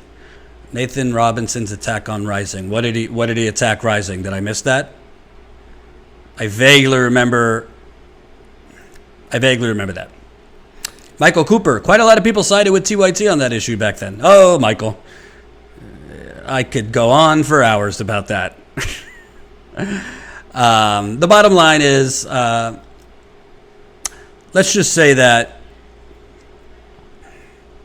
what can I say?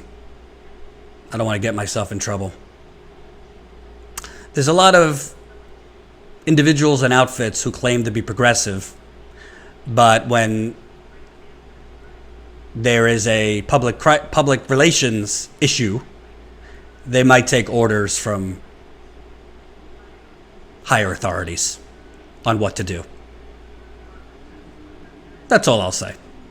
There's a lot of people claiming to be progressives and rebels who, when times get tough, allegations come forward,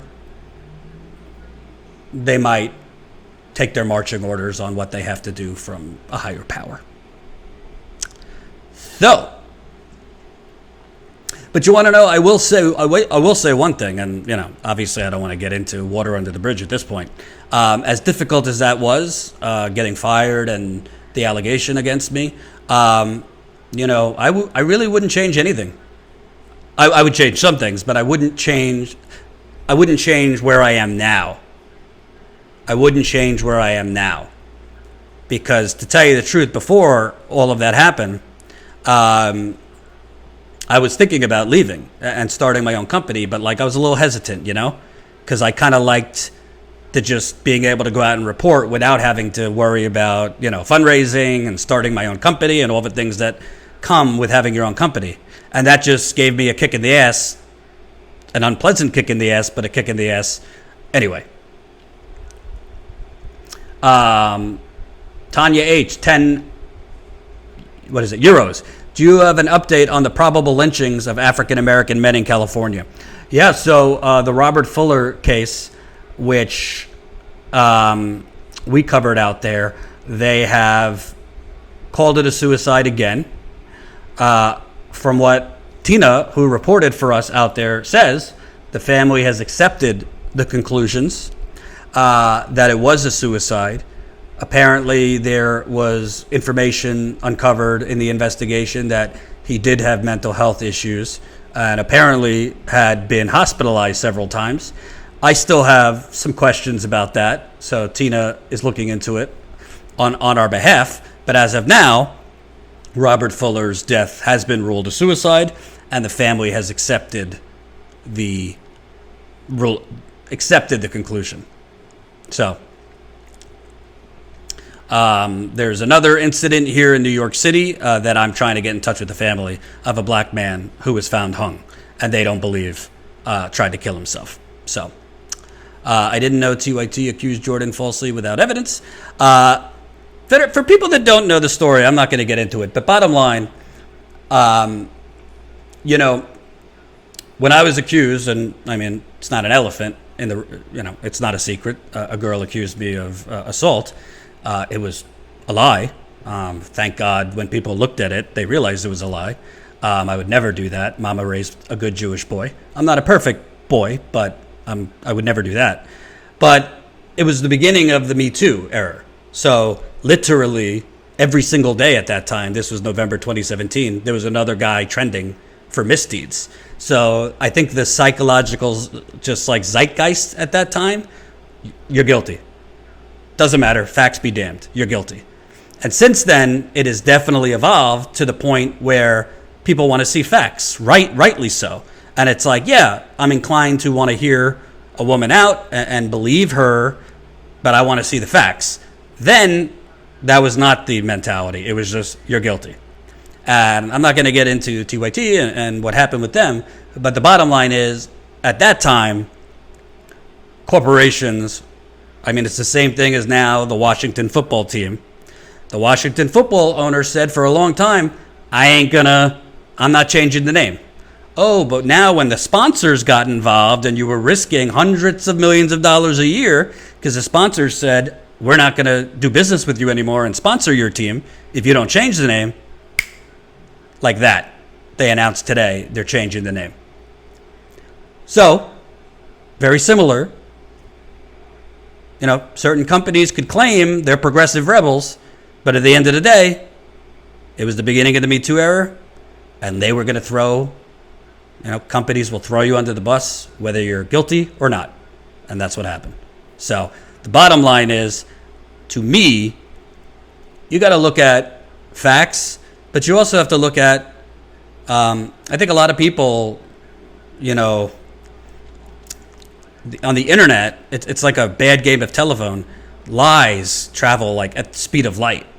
And you could really defame someone with no facts or evidence very quickly. And it is hard once those lies spread to reverse it. So I'm just happy, as painful as that experience was, and as disappointing it was, how it ended with TYT, I'm just happy 3 years later that many, many people, not only after they looked at the situation and realized, no, that wasn't true, but also that people now are waiting for facts. Not just with assault, but other situations too. The other thing is, one day I'll write a book, but it is very, very telling in the progressive media community how quickly people lose your number if you're accused of something. Oh boy, I couldn't get anyone to answer me because progressive media, a very small little sandbox. I couldn't get anyone to go near me. Publicly, privately, they would talk to me and tell me this is bullshit. I know. But then when I started this company with Jen, when I started kind of, digging out of the ditch and rising from the ashes, when we started growing a following, when I started doing interviews, when we started breaking stories, all of a sudden they're reaching out to me again, asking if I could retweet their stuff. All of a sudden they're reaching out to me. The same people that I couldn't get to respond to my DMs, get a call back, wouldn't touch me. All of a sudden they're reaching out to me again. Very interesting. Very interesting. Anyway, people asking about rising. Listen, politically, I agree with Crystal. I don't dislike Sagar, but I disagree with him on many things. And I'm just going to be honest. I don't like Tucker Carlson. I'm not going to sugarcoat. Tucker Carlson is a white supremacist. There's no chance in hell, and you could hold me accountable. I would not go on his show. I don't agree with other people that go on his show. I agree that in some cases, yes, it's good to go on other shows that don't share your viewpoint, that their audience doesn't share your viewpoint. But I draw the line at white supremacists. When Tucker Carlson does segments with Ilhan Omar and Tammy Duckworth's face with the headline attacking our heritage and culture, that's not even dog whistling. That's just blaring white supremacy. So I don't think you then grace Tucker Carlson with your presence on his show, even if it will help you. I'm not just talking about Sagar, I'm talking about anybody. Tucker Carlson is not a populist. This whole idea of right-wing populism, it's bullshit. Was Tucker Carlson out protesting when Trump gave $1.5 trillion to corporations and tax cuts? Was Tucker Carlson out protesting when they signed NAFTA or TPP? Give me a break, right-wing populism. It's nonsense. So, yes, Sagar is more progressive than most right-wingers, but I think he supports Trump still. I think he subscribes to the idea that Trump somehow was draining the swamp. What are you talking about? His whole cabinet or whatever is just a bunch of corporate vultures. Steve Mnuchin is the Treasury Secretary. Rex Tillerson was the Secretary of State. That's bringing in more swamp.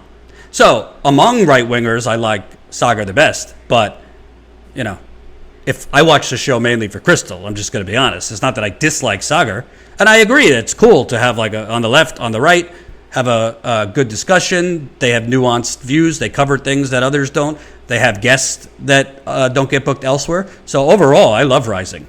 But I definitely don't agree with Sagar politically, if somebody was asking that.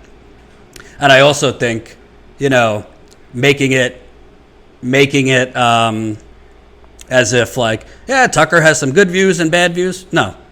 His bad views outweigh the good views. He's a white supremacist. Full stop. I mean, I think if most objective people would watch his show, they would agree. Woo! They would agree. Some people might disagree, but I digress. Ooh, this is fun. I'm probably getting myself in trouble with some of the things I'm saying, but what the hell?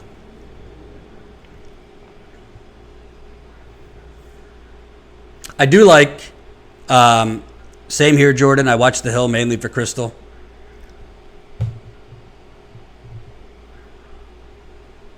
But Sagar does call out right-wingers too. So on that point, I think he's good. All right, before I end, let's see. Crystal, I would rather watch Jen. Oh, I'll tell you said that. Jordan, put that cup somewhere else. Stop throwing things. OMG. It didn't drop. Well, then Crystal should join Mother Jones or Status Quo. Hey, let me tell you something. If Crystal would come to Status Quo, I would somehow dig up some money to pay her. That would be amazing. But watch her views tank because YouTube would never show her if she was with Status Quo. But I love Crystal. I think she's great. Really, it just shows you how many of the Crystals are stuck at CNN and MSNBC. Because she hosted at MSNBC for years. She wasn't allowed to say 80% of the shit she says now. And it was all there. She was just censored from saying it. All right. Jordan, you are not a Peter North fan. Are you a Peter North fan? I don't know who Peter North is. Reese Mack, can you afford Crystal? No, I can't. Maybe in a few years. Right now, we're just trying to get back our membership. We lost over 150 members during the coronavirus. My next goal is to hire another reporter. That is the next goal. We've purchased a live view, so we got that finally. The tech is under control.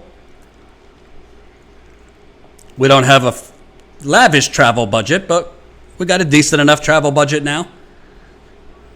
We're spending a little more money on advertising to grow the channel, so I'd like to hire another reporter if I can. Would you ever let Status Quo be absorbed by The Hill or TYT on your terms? Well, I can't speak for myself because Jen obviously would be part of that decision. TYT, definitely not. The Hill... When I say my terms, it would be my terms. And would I let it be absorbed? Absolutely not. I would be open to being on other platforms, but I would never sell Status Quo to another entity unless it was an entity that I thought we would be stable and safe with, even if they went under. And no, I would not sell or let it be absorbed, but I would be open to partnerships and distribution, absolutely. No, have them join Status Quo. Oh, that would be great.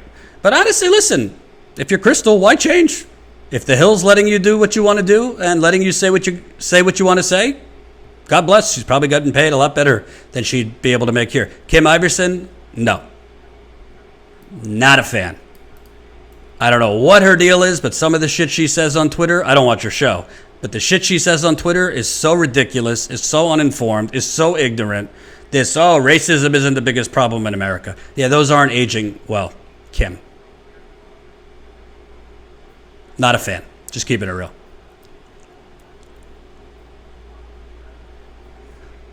This is Jordan's baby, blood, sweat, and tears. Damn right.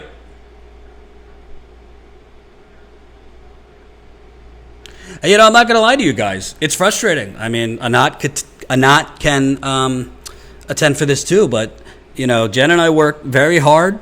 We work mostly 6-7 days a week. And just today, look at it. If you look at our views, we're getting 600 views on videos. If we're lucky, 1,000 views on videos for a channel with 84,000 subscribers. It doesn't make any fucking sense. We're being suppressed to the point of really YouTube just trying to kill us. Same with other channels like us.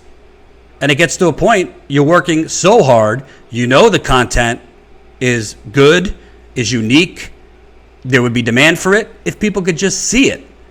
But people aren't seeing it. If we had a way to look at it, we'd be lucky if we showed up in people's recommended 5 to 10% of the time. It's extremely difficult to grow a business that way. And it's frustrating. I'm not gonna lie, I'm frustrated. But all we could do is just keep doing it. The last road trip we did was very successful. It reinvigorated me. I'm not going to lie. I was feeling a little depressed, after weeks and weeks and weeks just sitting in a one-bedroom apartment. I was working, but, for me, where I feel alive the most is on the road. Professionally, is on the road. Obviously, you can't be on the road all the time. It's good to have a balance and be home a lot of the time, too.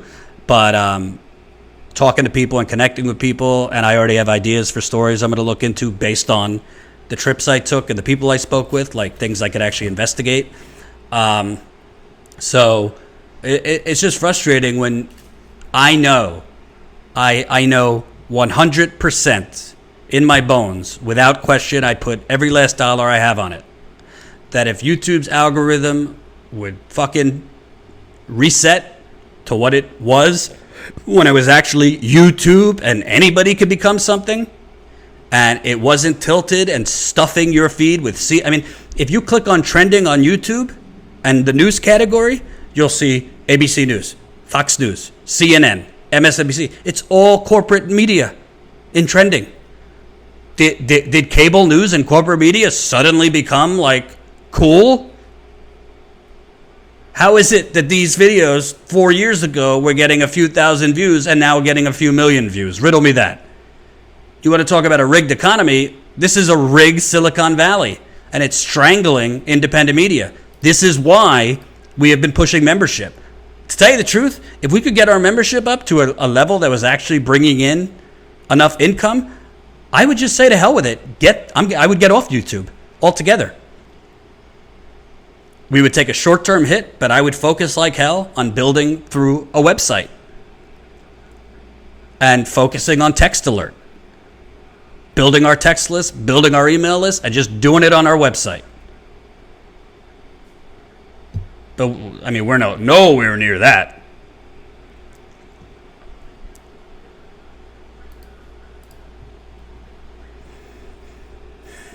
BH, I get the notifications for status coup. Just luck, I guess. I wish I knew the rhyme or reason. But most people don't. And it's not just the notification. It's, generally, if you want to write this down, I generally post videos starting at 10 a.m. Eastern, so that's 7 a.m. Pacific. I don't know if people are seeing them. They're shortened clips from these live streams, interviews I do with people. I don't think the majority of even our subscribers are seeing them, much less viewers who are not subscribers showing up and recommended, things like that. It's just not happening. We try to be everywhere. We're growing on Twitter. We're almost at 40,000 on Twitter. Twitch, we're trying to grow, but it's not really happening. And honestly, when you look at some of the schmucks on Twitch with huge channels and some of the schmucks with huge audiences on podcasts, you start to wonder, am I doing something wrong, or were they in the right place at the right time? It's not a jealousy thing. It's just like you begin to wonder, because I know for a fact that there is a humongous audience out there for in the field justice journalism, and that's what I consider this. Yes, sign up to our text list. This is how we're trying to get around the YouTube suppression. We send a text. I sent a text today. So text COUP to 370-370. That way you'll get a text when we're live. But we'll keep trucking on. We'll keep trucking on. And, I have a little hope. Recently, for example, Unicorn Riot, who was around a couple years longer than us, I guess does similar things. I don't know if they report as much in the field. They've mostly been focused kind of in the Midwest and other places. But, right place, right time. They're based in Minneapolis. The George Floyd protests took off at a time when, I couldn't get on a plane and get there, and, but they were there. And they were there every night in the beginning, and they took off. Their Twitter exploded. Their views exploded. All their things exploded, and they made $1 million in donations in 4 weeks. The Guardian just did a profile on them. So they were basically doing, not exactly the same as us, different stories, definitely not as much travel around the country, but they just covered it because they were there, and it was happening in Minneapolis where they're based. They were in the right place. I don't want to take anything away from them. They did great coverage, but right place, right time, explode. Everybody's coming to you on Twitter because you're really the only independent outlet covering it. And we want to see what's really going on rather than watch CNN giving you the play-by-play. of bullshit. So we're hoping that, we could get some of that kind of, good luck. Levin, $9.99. Thank you for the super chat. Thank you, ASMR Ozelet, 25 sec. Never lose hope, Jordan. Swedish support. I will never lose hope because the love of my life is in the super chat. She keeps me positive. Mwah.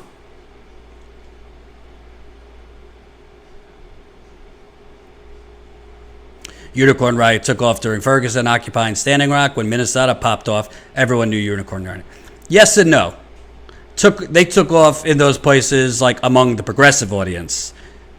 But Unicorn riot and us were pretty level in terms of a lot of metrics. But Minneapolis, a lot of people that never heard of Unicorn riot, and a lot of people that honestly aren't even diehard, like watch politics, but like were invested in this moment of protest. That's when they came across it. No. I saw the hard lens thing. Hard no to that. I have my own reasons. Similar to Tim Black, actually. See, it's interesting. A lot of people like certain individuals in media or certain media outlets, but don't realize that behind the scenes, they've done serious shady shit. That's all I'll say about hard lens media. Dave D, you should advertise that user-made status quo video on YouTube. Make it pop before videos. Yes, that's a good point. I actually spoke with him about doing another promo video for us based on this road trip we just took. Paying him, of course. So he's going to work on that for us. Arya Stark. Yeah, LOL. Pretty sure Unicorn Riot were only well known in our circles. Yeah, by the way, I'm not like shitting on Unicorn Riot. I like them a lot. All I'm saying is like, it just happened to be that George Floyd protests in the beginning, when it was like everybody was glued to that, it was right in their city. So, obviously, just through that, through being able to be, through a pandemic, like, yeah, cable news can be there, corporate outlets could be there, but like independent outlets could not. So, yeah, they were definitely in the right place at the right time. But all of their hard work up to that point led to them being able to take advantage of that. So that's what we're hoping will do that. Oh no, you were bursting my bubble of people. Hey, watch whoever you want. I'm just telling you, as far as hard lens media, just straight up, at the time that, and this isn't all of them, because maybe they have new people now that are good, but when the accusation was made against me, they did these segments having these people on that I literally had never met. Literally people I had never met. Literally people I had never even spoken with in my life. They had on, accusing me of things that I had never spoken with, that I had no dealings with. Secondly, then they did some investigative report on Truth Against the Machine, which was a nonprofit I had. Jen was part of it, like before status quo, alleging some shadiness with financials. Number one, they never reached out to me. Kind of like step one, if you're like investigative reporting, never reached out to me. Never saw one financial document. Cited people that never had access to the finance of Truth Against the Machine, which was just like a shoestrung, small dollar donations. We never got that many donations. I didn't take a salary or anything like that. So they reached out to me after they published this video on shady stuff at Truth Against the Machine. I said, you're literally citing unstable people who have a personal vendetta against me. You're literally talking about financial records that they have never seen. You're citing as sources people who have never had access to company financials. You're citing people who are saying that I took everybody out. I took everybody out for a dinner and drinks at a Mexican restaurant, and we spent company money. We spent $1,000 on drinks and food. Guess what? All of the drinks I put on my personal credit card because I wasn't comfortable paying for drinks on company funds. but I wanted to take everybody out and let them have a good time. Colin knows about this, so I paid for it. Not that I'm rich, but I wanted to show my appreciation. Dinner was on the company, drinks was on me. Similar to what I do here. When we're on the road, maybe like if we have one beer with dinner or something like that, whatever. But if anybody wants to have any more, they got to put it on their card because I don't want to spend the people's money on booze. But again, if they would have come to me, I would have gladly showed them my records or whatever. But this is the kind of shit. Like, people, mostly young, who think like they know what they're doing. I don't know if it's malicious intent or just like they don't know what they're doing. Run with shit. They listen to, for example, I don't want to go in the weeds, but we had we did like a little weekend where we brought the people we were trying to train as journalists to New York City. I had some of them stay at my apartment, and we rented another apartment for a few days, which isn't cheap in New York City to rent an apartment for a weekend. And one of the people was like saying that we didn't feed them, we didn't this, we didn't. It was just crazy. Like we had ordered pizzas for people, we had gone out to eat, like everybody was fed, all this stuff. Colin knows about this. I'm not going to name names, but there was one person in particular who was just nuts. And they like cited her as a source that like I'm corrupt. Oh, and there was another one who wrote a piece about me that I'm a white supremacist because like I quote Larry David. And they had that person on. I mean, this is the kind of shit. So like my point is, hey, maybe they've gotten better since then. But when they reached out to me, I said, yeah, I'll talk to you after you retract that nonsense report. Frankly, I could sue you because you're claiming like I'm money laundering people's money when your sources literally have no access to our books, have no access to our funds. Colin knows exactly what I'm talking about. How are you reporting something? You've never seen our money. You've never reached out to me. You're claiming that I'm putting on company money like $1,000 Mexican restaurant, drinks and all that.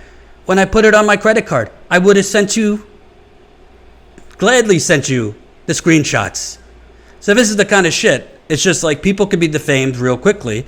And then you all around the internet, oh, Jordan's a scam artist. He's doing shady things with money. And the funny thing is, if you would have asked Ty, my cameraman at the Young Turks, Emma, who was on the road with me at times, I'm the cheapest motherfucker on the road, particularly with other people's money. I used to give Ty shit because Ty was like, oh, let me get the steak and this and that, and I'm like, Ty, you can't spend $40 a person a meal. It's crazy. So anyway, I digress. I'm just shooting the shit. It's probably saying too much. But anyway, yes, that was Hard Lens Media, so I'm not a fan. Maybe if they apologize, retract that story, we could talk again. But I have a real problem with people that don't do their homework, are really lazy, and just smear people. So. And I also want to say, and this isn't unique to Hard Lens Media, this is progressive media in general. I am wearing my salmon shorts right now. They're actually not salmon, they are coral. Thank you very much. And I do have holes in them. But there's a problem in the progressive space in general with really unstable people being cited as affirmative sources for things. Because there was a lot of unstable people, and I'm not innocent, I did some things wrong in my day, but there was a lot of people being like, I remember that fucking hack, I don't even know if he's still around, H.A. Goodman. He was having all these people on after I was accused. He had one person on saying, I have sources telling me there's 6 women coming out to accuse Jordan who are about to accuse him. He had people on that I had literally lent money to because they were about to get evicted from their apartments. He had people on that I had never even fucking spoken with in my life. Not in person, not on the phone. Claiming all these things about me when all I did was try and give them an opportunity for journalism. Some of them I never talked to who were making claims about me. It was just crazy. But people were eating this shit up. 6 sources. So there's a lot of fakakta idiots on the internet, and some of them claim to be progressive. And Colin, who has been with me since the early days, and was there at Truth Against the Machine, can attest to this.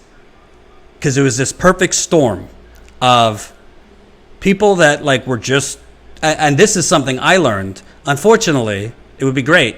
You really can't pluck people off the street, mostly activists, and make them journalists. I'm not saying all activists are unstable, but there's a lot of activists who are either unstable or immature. That's the truth. I hate to be rude, but that's the truth, and I've met a lot of them. I met a lot of them in Standing Rock. I've met a lot of them in Flint. I've met a lot of them in a lot of places. And my problem was when I was at the Young Turks, I was naive, and I thought I could create this side company, which, by the way, I got the Young Turks permission to do, even though they pretended I didn't. I did. I asked Cenk. I got their permission. They actually promoted it on air multiple times. So that was, another, let's say, white lie. But I was working 3 jobs while at TYT. I was reporting, I was marketing, I was booking, I was doing a lot of things. I couldn't still be at TYT and have this side thing and really pay attention. So I had delegated most of the hiring and most of the stuff to a friend, at the time a friend, and that person, Colin knows exactly who I'm talking about, brought in a lot of crazy people. That's all I could say. And when I got more involved and realized, holy shit, there's a lot of kooky people here, I got in there and, frankly, I cleaned house a little bit and kindly sent some of those people home, packing, and boy, did I get the wrath of those people. Colin, I worked way harder for Tatum than Status Quo, if that gives you an idea how off those people were. Yes, you did work a lot harder to fix those people's messes. Anyway, I digress. I don't even know how we got into this. But yeah, let's just say there was a lot of people coming after me. And a lot of these people, I literally, some of them I never talked to in my life, yet they knew all these things about me. Some of them I never met. I mean, God, the Huffington Post had a blogger, because at the time the Huffington Post would let anybody in their underwear blog. The Huffington Post allowed a blogger to post Jordan Sheridan accused of assaulting multiple women. They posted one woman who actually made an accusation against me, which was not true. Years later, now that people are actually looking at facts, I'll say it, it was a fucking lie. It was a lie. And this Huffington Post blogger named another woman that I had literally never met. I knew who she was, I had spoken with her, but I never met her. She came out after saying, you need to correct this. Jordan and I have never met. Never assaulted me. This is the kind of shit that went on at that time. But when the headline's out there, that's the end of it. People believe it. Still to this day, Anat really hates it. I don't like it. Occasionally we see a comment, oh, you're a rapist, you're this. No, I'm not. I would never do that. I never have done that. With multiple people there who said, no, that's not true. That didn't happen. This person's lying for X, Y, and Z reason. But because of the time period, it was the beginning of Me Too, everybody was guilty. And there were a lot of people that were guilty who believed it.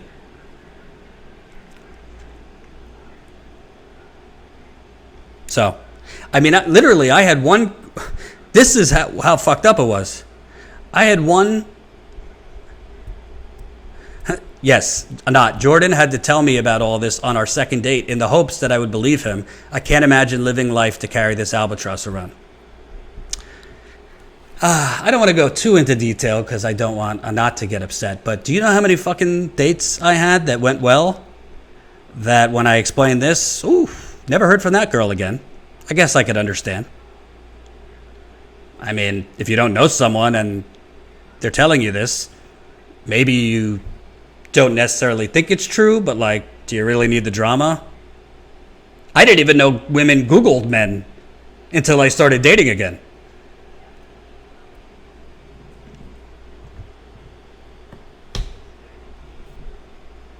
So this is, and I won't get into full details because legally I'm not allowed to, as far as TYT, I won't explain further, but, Colin knows the details. He could explain it, but I'm not legally able to get into details about TYT. But let's just say that it was communicated to me. It was communicated to me before I was fired that they knew it wasn't true. But that tune radically changed. So, I digress. That was 3 years ago. I've come out the other side. Anat is the real deal. I remember, hope she doesn't get mad, but after I told her all that, because she actually hadn't Googled me, which I was surprised about. So after I told her all that, she went to the bathroom, and I was like positive. She's Googling it. She's going to make an excuse when she comes back that, she has to go. And then after that, we had a delightful time on the East River. Colin Tooley, yes, we do have receipts. And let me tell you something. Colin Tooley is a loyal motherfucker. I wish he didn't buy that house in Texas because I would have hired him full time if I could.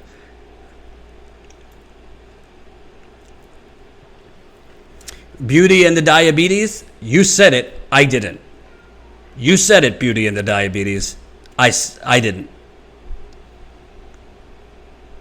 Hint, hint, if anybody wants to read Beauty and the Diabetes. I didn't say it.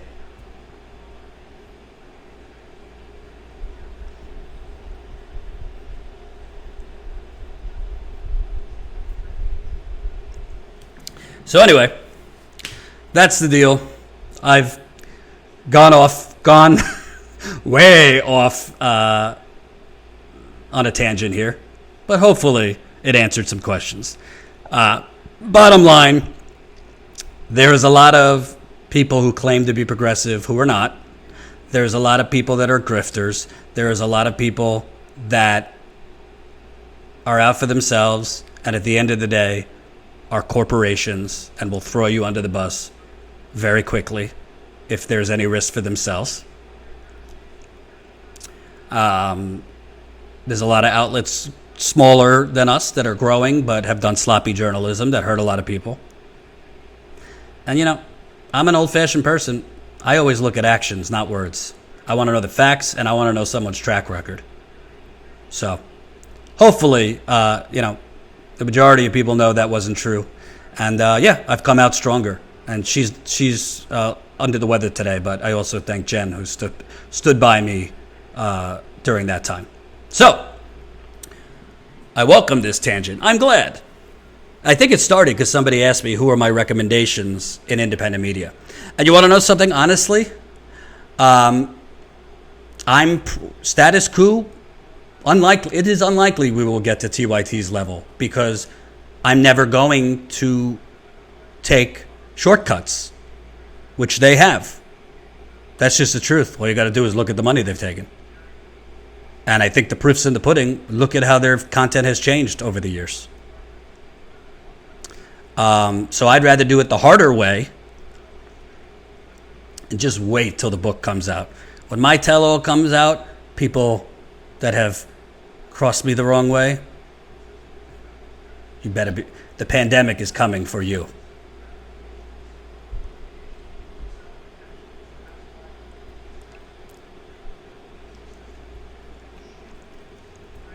John Ward, did I miss your chat again? Hold on. John Ward Jr., $2. Milwaukee Police Alliance with pedophiles. Yeah, I'm looking into that. I got your email. I have 2 emails out to somebody I know in Milwaukee. Part of me, John, thinks that house was not filled with pedophile children.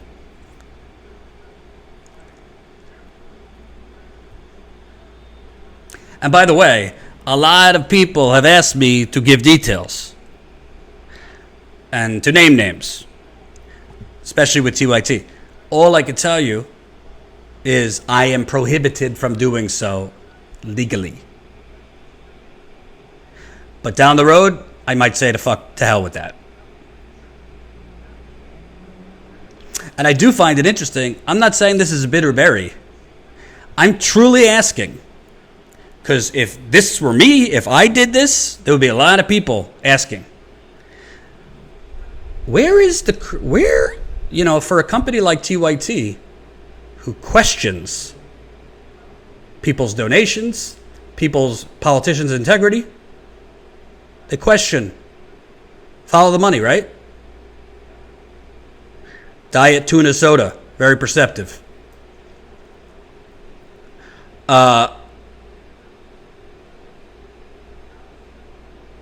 How is it that you raise you get a $20 million investment, and then all of a sudden you lay off like 30% of the company? Tenderlugs 206, you said it, not me. Tenderlugs 206, you said it, not me. How is it that if I got $20 million as an investment, wouldn't people be wondering, why am I firing people rather than hiring more people? And why a few years after that, are you doing another fundraising drive? I feel bad for their viewers now. Their viewers are giving more money. Why do you need another $2 million if you just got $20 million? Where did that money go? Where did the $2 million go that they fundraised when I was there? They raised $2 million when I was there, frankly, off of my name. All they were doing was showing promo videos with my reporting because I was the only reporter they had. And then after they hired the reporters, they were all gone within a year. Elmiki was gone. Tracy was gone, which isn't such a bad thing if you ask me. Andrew Jones was gone. Naomi was gone. Sean King was there, I think, but never did anything for them. This is all $2 million that people gave. Sean King was there, gone. Dylan Radigan was hired, now he's gone. David Sirotto was there, gone. I think the only person still there as part of that fundraiser is Ryan Grimm. You gave $2 million. I mean, I like Ryan Grimm, but $2 million for Ryan Grimm?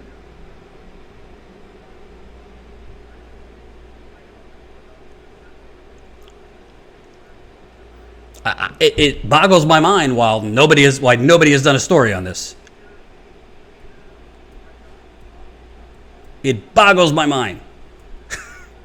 Because let me tell you something. If Glenn Beck at the Blaze did something like that, got $20 million, and then they started firing people, and then had to do more fundraising jobs for $2 million, I'm getting the emails because I'm still on their list. Just framing it as their survival. If they don't get this money, they won't survive. I'd like to know, where did that money go? And again, it might just be bad business and mismanagement. I'm not saying, I don't have any evidence that there's something more sinister going on. So, hey, as I've always said, I appreciate the opportunity. I certainly wouldn't have had the following I had to even start Status Coup. But I really think, a lot of money been donated, and I don't really know what they're doing with them.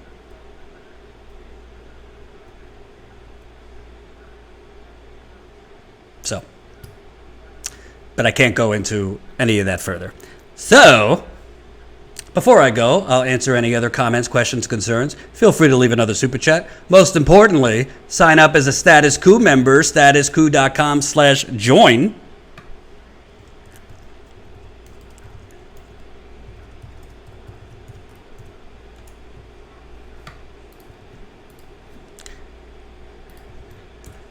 Brian Frederick, $1.99. Jank was a hypocrite on unionizing TYT. Yeah, I agree. Among other reasons. Animal Farm Dents, and that's why Jimmy left. I will say, I know for a fact Jimmy fought like hell for me. Jimmy fought like hell for me. That's all I could say. Status Quo, what's your opinion on Hassan Piker? I don't like Hassan Piker. I'll tell you a little story, actually, since I'm just revealing things I shouldn't. And by the way, this is kind of like how the members call is every month, so I'm going to have to get even more TMI on the members call. When I was at TYT, I was at the studio in Los Angeles once, and Hassan Piker, who I don't know if everybody knows this, is Jank's nephew, says to me like, "Yeah, Jordan, we really got to get you fitted shirts, fitted button downs. We got to step it up." So I said to him, "Yeah, do me a favor and send that to Standing Rock when I'm in -20, while you're doing 10 videos a week on Tommy Lahren." Asshole. I don't care to hear your thoughts on my button-down shirt as you grow a following making people more mindless with videos on Tommy Lahren. I don't think he's at the Young Turks anymore, so I don't know what happened there, but yeah. Catherine Garrett, $3. Appreciate it. D. Lawrence, $2. What happened to your accuser? She work in government? Not a clue. Haven't kept up, to be honest with you. Who cares about fitted shirts? Duh. Fellow Human, have you seen Jank? No, I haven't seen him since I was fired with TYT. Arya, whatever, Jordan. You do nonstop actual journalism. We could have this chat on rare occasion like this. I agree. Yeah, sometimes, to tell you the truth, sometimes it's not really like a big news story to talk about. I mean, today I had the interview with Dave Dayen, which hopefully Colin could salvage editing-wise, since something was going on with the frame going out of whack. But other than that, there was not much to talk about. Let me rephrase. There's stuff to talk about, but nothing like unique that I could bring. I have a few requests out for interviews right now. So, yeah. Sometimes I just kind of take questions and comments and go from there. This reminds me of old Sunday streams. I'm glad.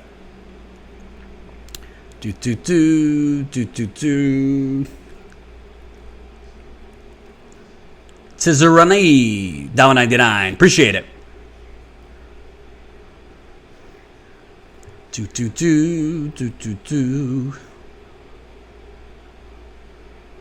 What will TYT talk about once Trump is gone? Then they'll pretend to be the resistance to Biden and fundraise off of that. Jason Milton, $5. Jordan, do you ever bump into TYT reporters while you're on the road? Also, 6 months ago, they raised $200,000 for an eco debate and then never said anything about it. Jason, thank you for bringing that up, because this is another thing. Does anybody remember that they were raising money for a big climate change debate that they never had? Hey, Jason, do you know what in other industries they would call something like that? Sorry to be so direct. Financial fraud. They were raising money for a climate change debate that they never had. Then I saw fundraisers for a climate reporter they were going to hire. I mean, I'm not going to lie. I don't keep extremely close tabs, believe it or not. But as far as I know, they don't have any reporters. They had one reporter, Ken, and he left.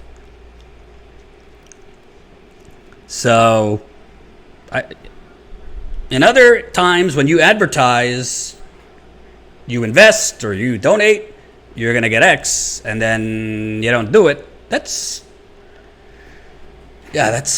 It's just mind-boggling to me. Nobody's done stories on. I mean, I can't do a story on it for reasons that were outlined in the chat earlier. But it's just crazy to me because it's just one sketchy thing, one shady thing after the other that is never called on. Thank you for the super chat.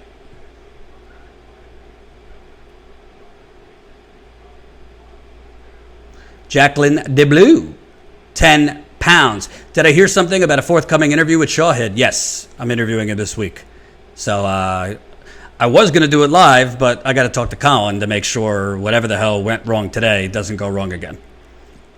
Brian Frederick, Jank ran a terrible congressional campaign. Well, you know, when your head's that big to think you could just not be from a district and just swoop in, you know, and what are you if you're not from the district but running? Something racker. But, you know, narcissism's a real thing.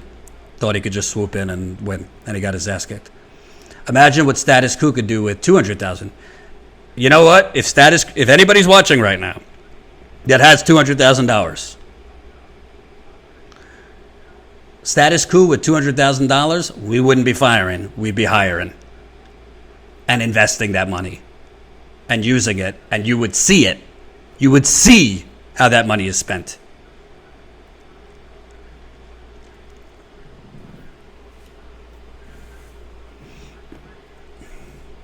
And I actually reached out to Shawhead's campaign because I had the idea to actually go out there and cover what's going on in person.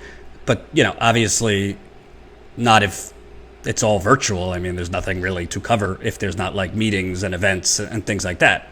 And right now there's not, and there shouldn't be because of coronavirus.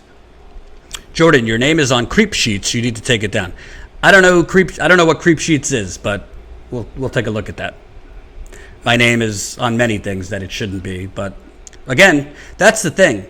When a lie is spread on the internet, it lives there forever.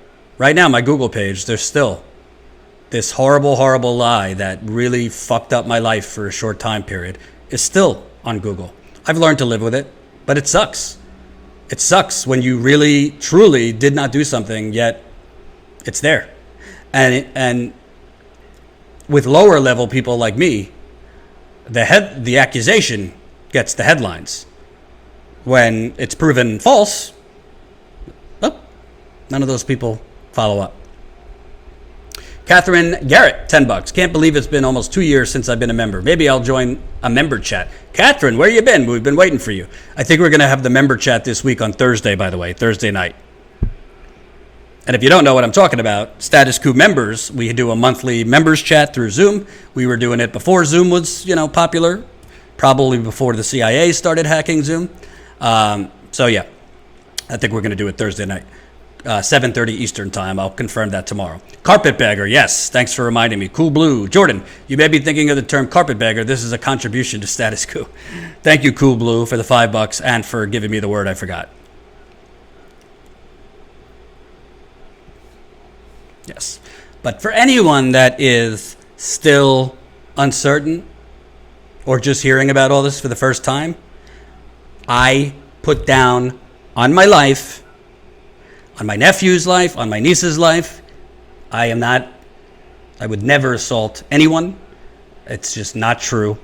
Frankly, as Colin could attest, I got the receipts to prove they're not true. I never released them because my lawyer suggested I shouldn't, because a lot of things could be spun. But let's just say, at the time, I had enough in writing proof to show what was accused of me was complete bullshit. And down the road, if I have to, I will release that, because I still have it. But fortunately, people who actually looked at it knew it wasn't true. But I'm not going to lie, it does hurt me. The headlines on Google. I was honest with you.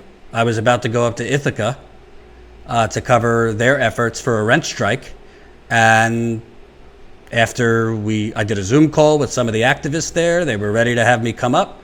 I thought it was a great story that you guys would like. And then they said, we just uncovered, your history with employees and this and that. And, we're not comfortable with you coming up.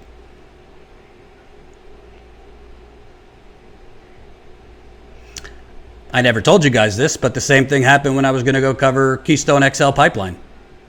I was going to go to cover Keystone XL Pipeline and Bold, Nebraska, which is a group I like and respect. Told me, we don't want you at our event and blah, blah, blah. When I wrote back and sent them several links and several things to show them that it was not true, I never got a response. So it sucks. I mean, fortunately, that hasn't, that's only happened 2 times in 3 years. So for the most part, the groups I reach out to, the individuals I reach out to, it doesn't even come up. But it's hurtful, because I think to myself, who the hell is going out to Nebraska right now? Who the hell is going out right now to Montana? Who the hell actually wants to go out there and do some hard work and cover the threat of the pipeline? This was earlier this year. So to be told by one of the signature groups that has never spoken with me, does not know me, but just saw some headlines on Google, it hurts.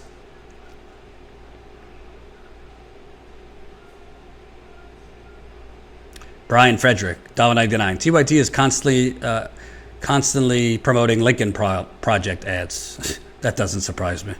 Oh, let's promote, the neocons of our era. People who should not be on cable news, people who should not be getting hired, people who should be in witness protection program for advocating for wars. Steve Schmidt, Rick Wilson, these despicable assholes. I don't care if they're fighting Trump. You certainly don't fight an endless war for oil. You certainly don't fight big pharma and the for-profit health industry. You certainly don't fight the big banks. Oh, you're the resistance now fighting Trump.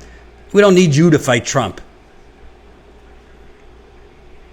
Linear Bob, Jordan, when I was falsely accused, it was really an extortion attempt. You know what, Linear Bob? I've never gotten into the full details. But since we're just keeping it real tonight, literally, and I literally have the receipts and the screenshots, literally the morning after this supposedly happened, I was speaking with the girl in question, and she was literally saying, thanks so much for staying up and talking to me all night. Literally, stayed up all night talking. I won't get into, the personal things, but stayed up because she was upset about something. Definitely not assault. Other things. And I stayed up with her till 4 a.m, and literally Ty at the time and somebody else saw us in the lobby together. She was sitting on my lap. Thanks so much for staying up with me. This is the person who said I raped them that night. The next morning, messaging me, when can I come see you in New York? I got weeks worth of messages from this woman. I never got into this because under the bridge, I don't want to rejigger it.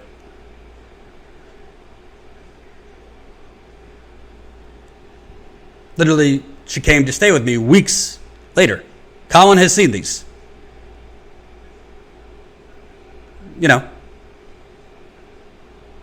There was, consensual intimacy.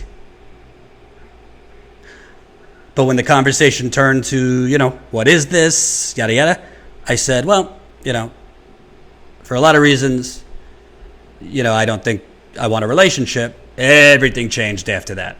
Everything. Body language, everything. And then when she left New York, weeks after that, by the way, this was before Me Too was a thing. When she left New York, weeks later, I hear from somebody else, oh, this person's saying you took advantage of her. I said, this is before Harvey Weinstein came out, anything. I said, what do you mean took advantage of her? What does that even mean? I never even heard the word assault or rape. Just you took advantage of her. I said, okay. I don't know what that means. And the rest is history. Then down the road, November 2017, I find out that a bunch of people I had fired from my nonprofit were literally in a private Facebook group egging on this girl to accuse me of assault. And by the way, we have screenshots of that, literally in writing, saying, let's add him to the list, with Harvey Weinstein, Mark Halperin, and all these other scumbags who actually were guilty of assault. They were saying, because I worked at Fox News long, long ago, let's go talk to people at Fox. We could find dirt on him. Oh, let's find he was in a fraternity. Let's find, I'm sure there's plenty of other women out there. The girl who accused me, literally in the chat, we got all these screenshots, literally said, we need to find other women because I went to see him in New York. She's literally acknowledging my claim doesn't stand on its own. So, it's unfortunate. Yes, there were people in that group, by the way, that literally I had never met. And if you don't believe me, Colin, who, by the way, is the nicest person I've ever met. Colin is the best, nicest person I've ever met, is saying these people were crazy. And don't get me wrong, I mean, there was some, she didn't work at TYT. She was a volunteer at Truth Against the Machine. I did have an inappropriate relationship with her, whatever.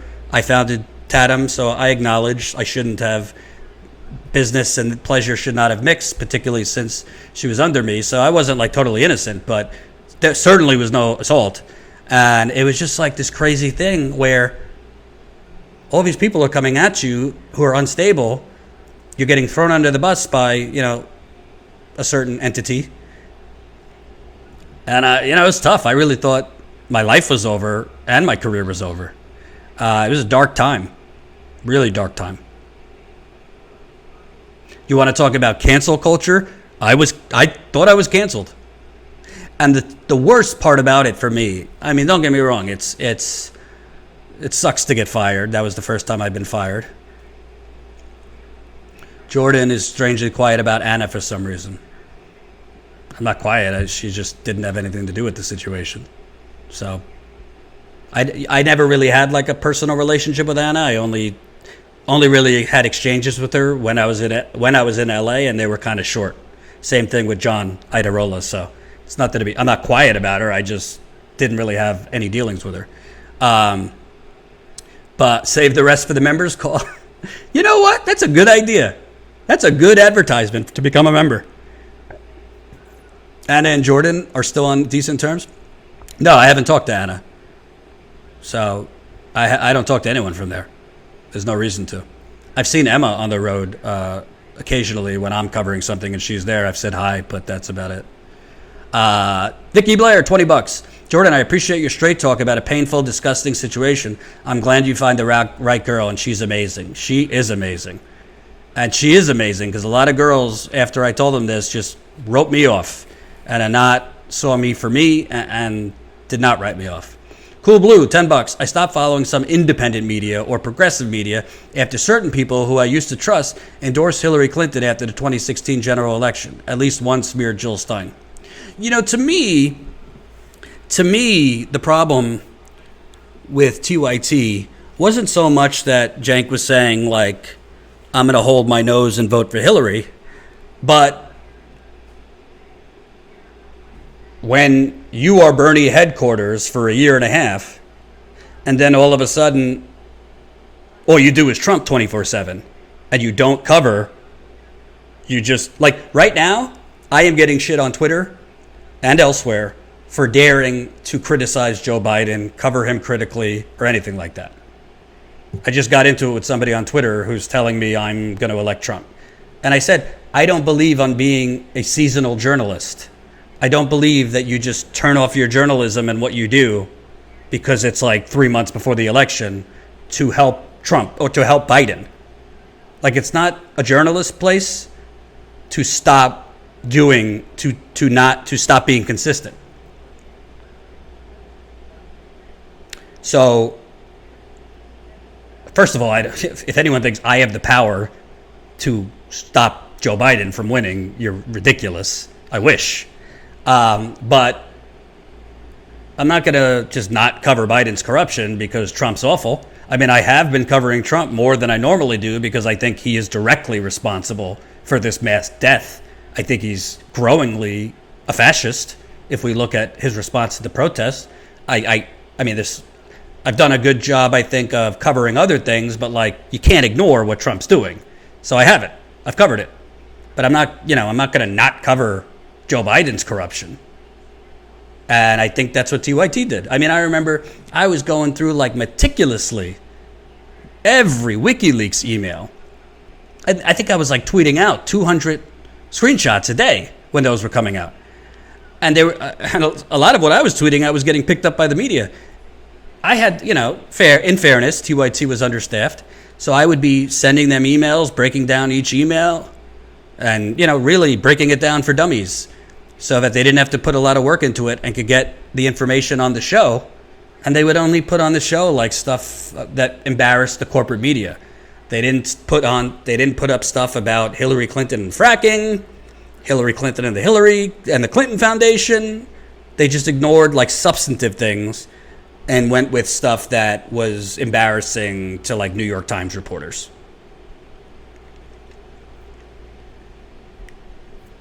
So, Jordan, your thoughts on Unity 2020, pretty please? What's Unity 2020? I think Bernie got completely embarrassed in this Unity, whatever the hell commission. I think it's not worth the paper it's written on. I don't think we should be playing nice with Biden and these neoliberals. I'm not telling people who to vote for. I understand people who decide to vote for Biden, particularly in swing states. I get it. I'm not shaming you. But why are we doing commissions and photo ops with servants to fossil fuckers, servants to the banks, servants to Silicon Valley, servants to the banks, real estate? You honestly think that they could pledge to end carbon in 2 years? It ain't going to happen. They're going into the White House, and they're not answering to progressives. They're answering to their donors, lobbyists, and the revolving door. I mean, I get that, and Bernie had leverage, and he chose not to use it. I think Jimmy's right. Bernie should have never, right out of the gate, said, I'm definitely endorsing the Democratic nominee and all this stuff. Should have said, I want to defeat Trump, and I'll do what needs to be done to defeat Trump. And to get my endorsement, you need to show us you're serious about progressive legislation. And if you don't show us that, good luck winning. I'll vote for you, but I can't guarantee my supporters will. That's called hardball. It's called negotiating. It's called not giving away the farm without getting back any produce.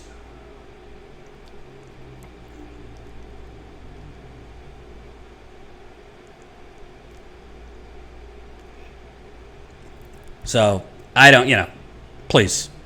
Wall Street, I think I covered this yesterday. Wall Street is telling investors, oh yeah, Joe Biden, no problem. We don't expect anything significant to change, so take that into account in your daily trading. Cool Blue 71, $5. Journalism is not supposed to be an arm of a major political party. There are people who don't get that, and such people have no idea what journalism is. Listen, if people want to say I'm propping up Trump, so be it. But I don't think it's like my role to try and help Joe Biden or hurt Donald Trump. I think Donald Trump's hurting himself all on his own. I need to join status quo, David Melford says. Here's the link. Who's going to follow David? Mandy Jones, $5. Oops, I forgot to write the last one. LOL. Just want to say I personally agree with everything you said in this video. Why, thank you, Mandy. I appreciate it.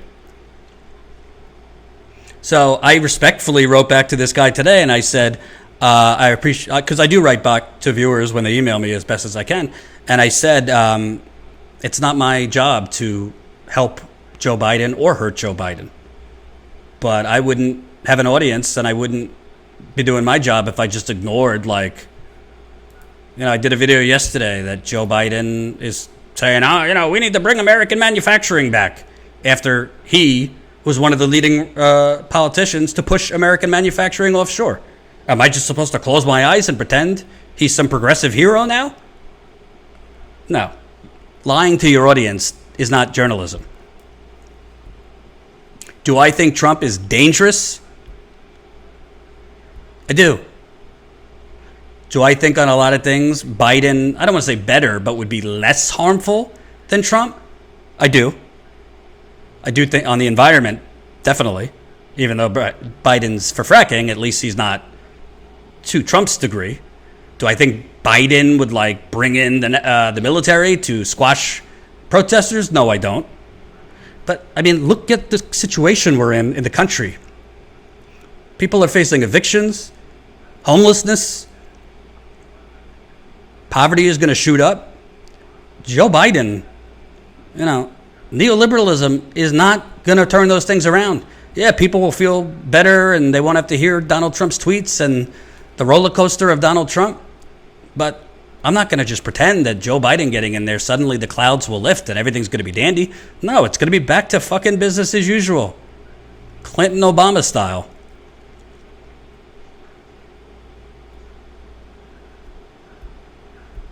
Status quo, go to Vouch, stream y'all, gain a lot of subs. What is Vouch?